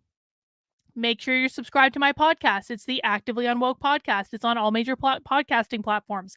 I will give you ways that you can show up. I will download all of the information that I have in my head to you. I will answer any questions that you might have. I will do the very best that I can to set you guys up for success, to show you what's going on, to give you the receipts, to tell you what to do about it. But what I can't do is to force you to do something with that information. So I'm doing what I can do. I'm putting as much information out there as I can. I'm trying to do it in a really nuanced way. I'm not doing outrage porn. I'm not doing clickbait. I'm not doing any of those things. I back up every single thing I say with receipts so that you can see for yourself. If you appreciate what I'm doing, I hope you'll consider supporting it. You can become a paid subscriber on my Substack. Again, carlyn.substack.com, $5 a month, $50 a year. You can give more if you want to. If you don't want to subscribe on Substack, you can become a paying supporter in my locals community, kb.locals.com. Link is in the description below. You can become a supporter in my Patreon, patreon.com/unwoke, whichever way works best for you. And that will help me to have the time to dedicate to downloading all of the information in my head to teach all of you as much as I can. I quite literally cannot do this without you. If you want to hear other things that I have planned, you can check out this post that I put on the Substack yesterday. It's called Help Me Create These Unwoke Resources to Help You Fight Back Against Woke Insanity. That is my roadmap, okay? There's a lot of things I want to do. I cannot do them, however, if people are unwilling to step up and support them. I cannot emphasize this enough. I am not in a financial position right now to do the things that I want to do because I have to go and pay my mortgage somehow. So that means I got to do things on the side. Now, I'm very blessed in that you guys are really helping me. You're showing up. But I'm a little bit behind where I need to be right now to be able to do as much as I want to do. So if you want to see me building more out, subscribe to the Substack, subscribe in local, subscribe in Patreon, make a one-time gift on Actively Unwoke, and that will provide me with the resources to be able to focus more on this full time. Another thing you can do is to head over to unwokeart.com, or you can join my Substack. This is my merch store. I'm creating these unwoke images to do cultural commentary. You can buy them on a mug. You can buy them on a notebook. You can buy them on a t-shirt. Give them as gifts. All the purchases from this store will go to fund my unwoke activism. And I'm going to be honest, I've been really happy in the past week. Half of the sale, I launched this store about a month ago. Half of the sales in the store have come in the last week. And I've been really overwhelmed at the positive reception. And I'm really happy about it because the more merchandise I sell that you guys can give as gifts or do whatever you like or just wear as t-shirts, the better off I'm going to be able to provide you with more resources. Okay? So I'm trying to create a whole ecosystem to support this here, but I need your help in order to do it. Now, if you become a supporter on Patreon, on Locals, on Substack, even on this YouTube channel, you will get invited to my supporter Discord. One of the things we're doing in my supporter Discord is we do movie night on Sundays. So if you become a supporter today, you will get an invitation to the supporter Discord tomorrow, and you can come and join us for American Beauty. This is my month of narcissism. We are doing I normally don't get to pick out the movies on movie night, but I get to pick out all of them for the month. And we're doing Killer Clowns in May sometime, to be determined. I forget the exact date that we picked. But we are watching American Beauty tomorrow. We're watching The Legend of Billie Jean the week after that, then Wet Hot American Summer, and then The Wolf of Wall Street. And then the week after The Wolf of Wall Street, I'm going to be at a concert in Boston, so we're skipping that week. But Killer Clowns from Outer Space is going to be my makeup movie night sometime in May. These are my movies. I think we're going to have a great time watching them. Movie night is more than just watching a movie. We do trivia. We talk about the movie. We have great conversations at movie night. I really strongly encourage everyone in my supporter community, join the supporter Discord, make some time, come and join us on Sundays at 8 p.m. for movie night. And I'm really looking forward to watching American Beauty tomorrow. It's going to be awesome. All right, guys, that's all I have for tonight. Please mount that like button on the way out the door. And we'll see you guys soon. Take care. Have a good one.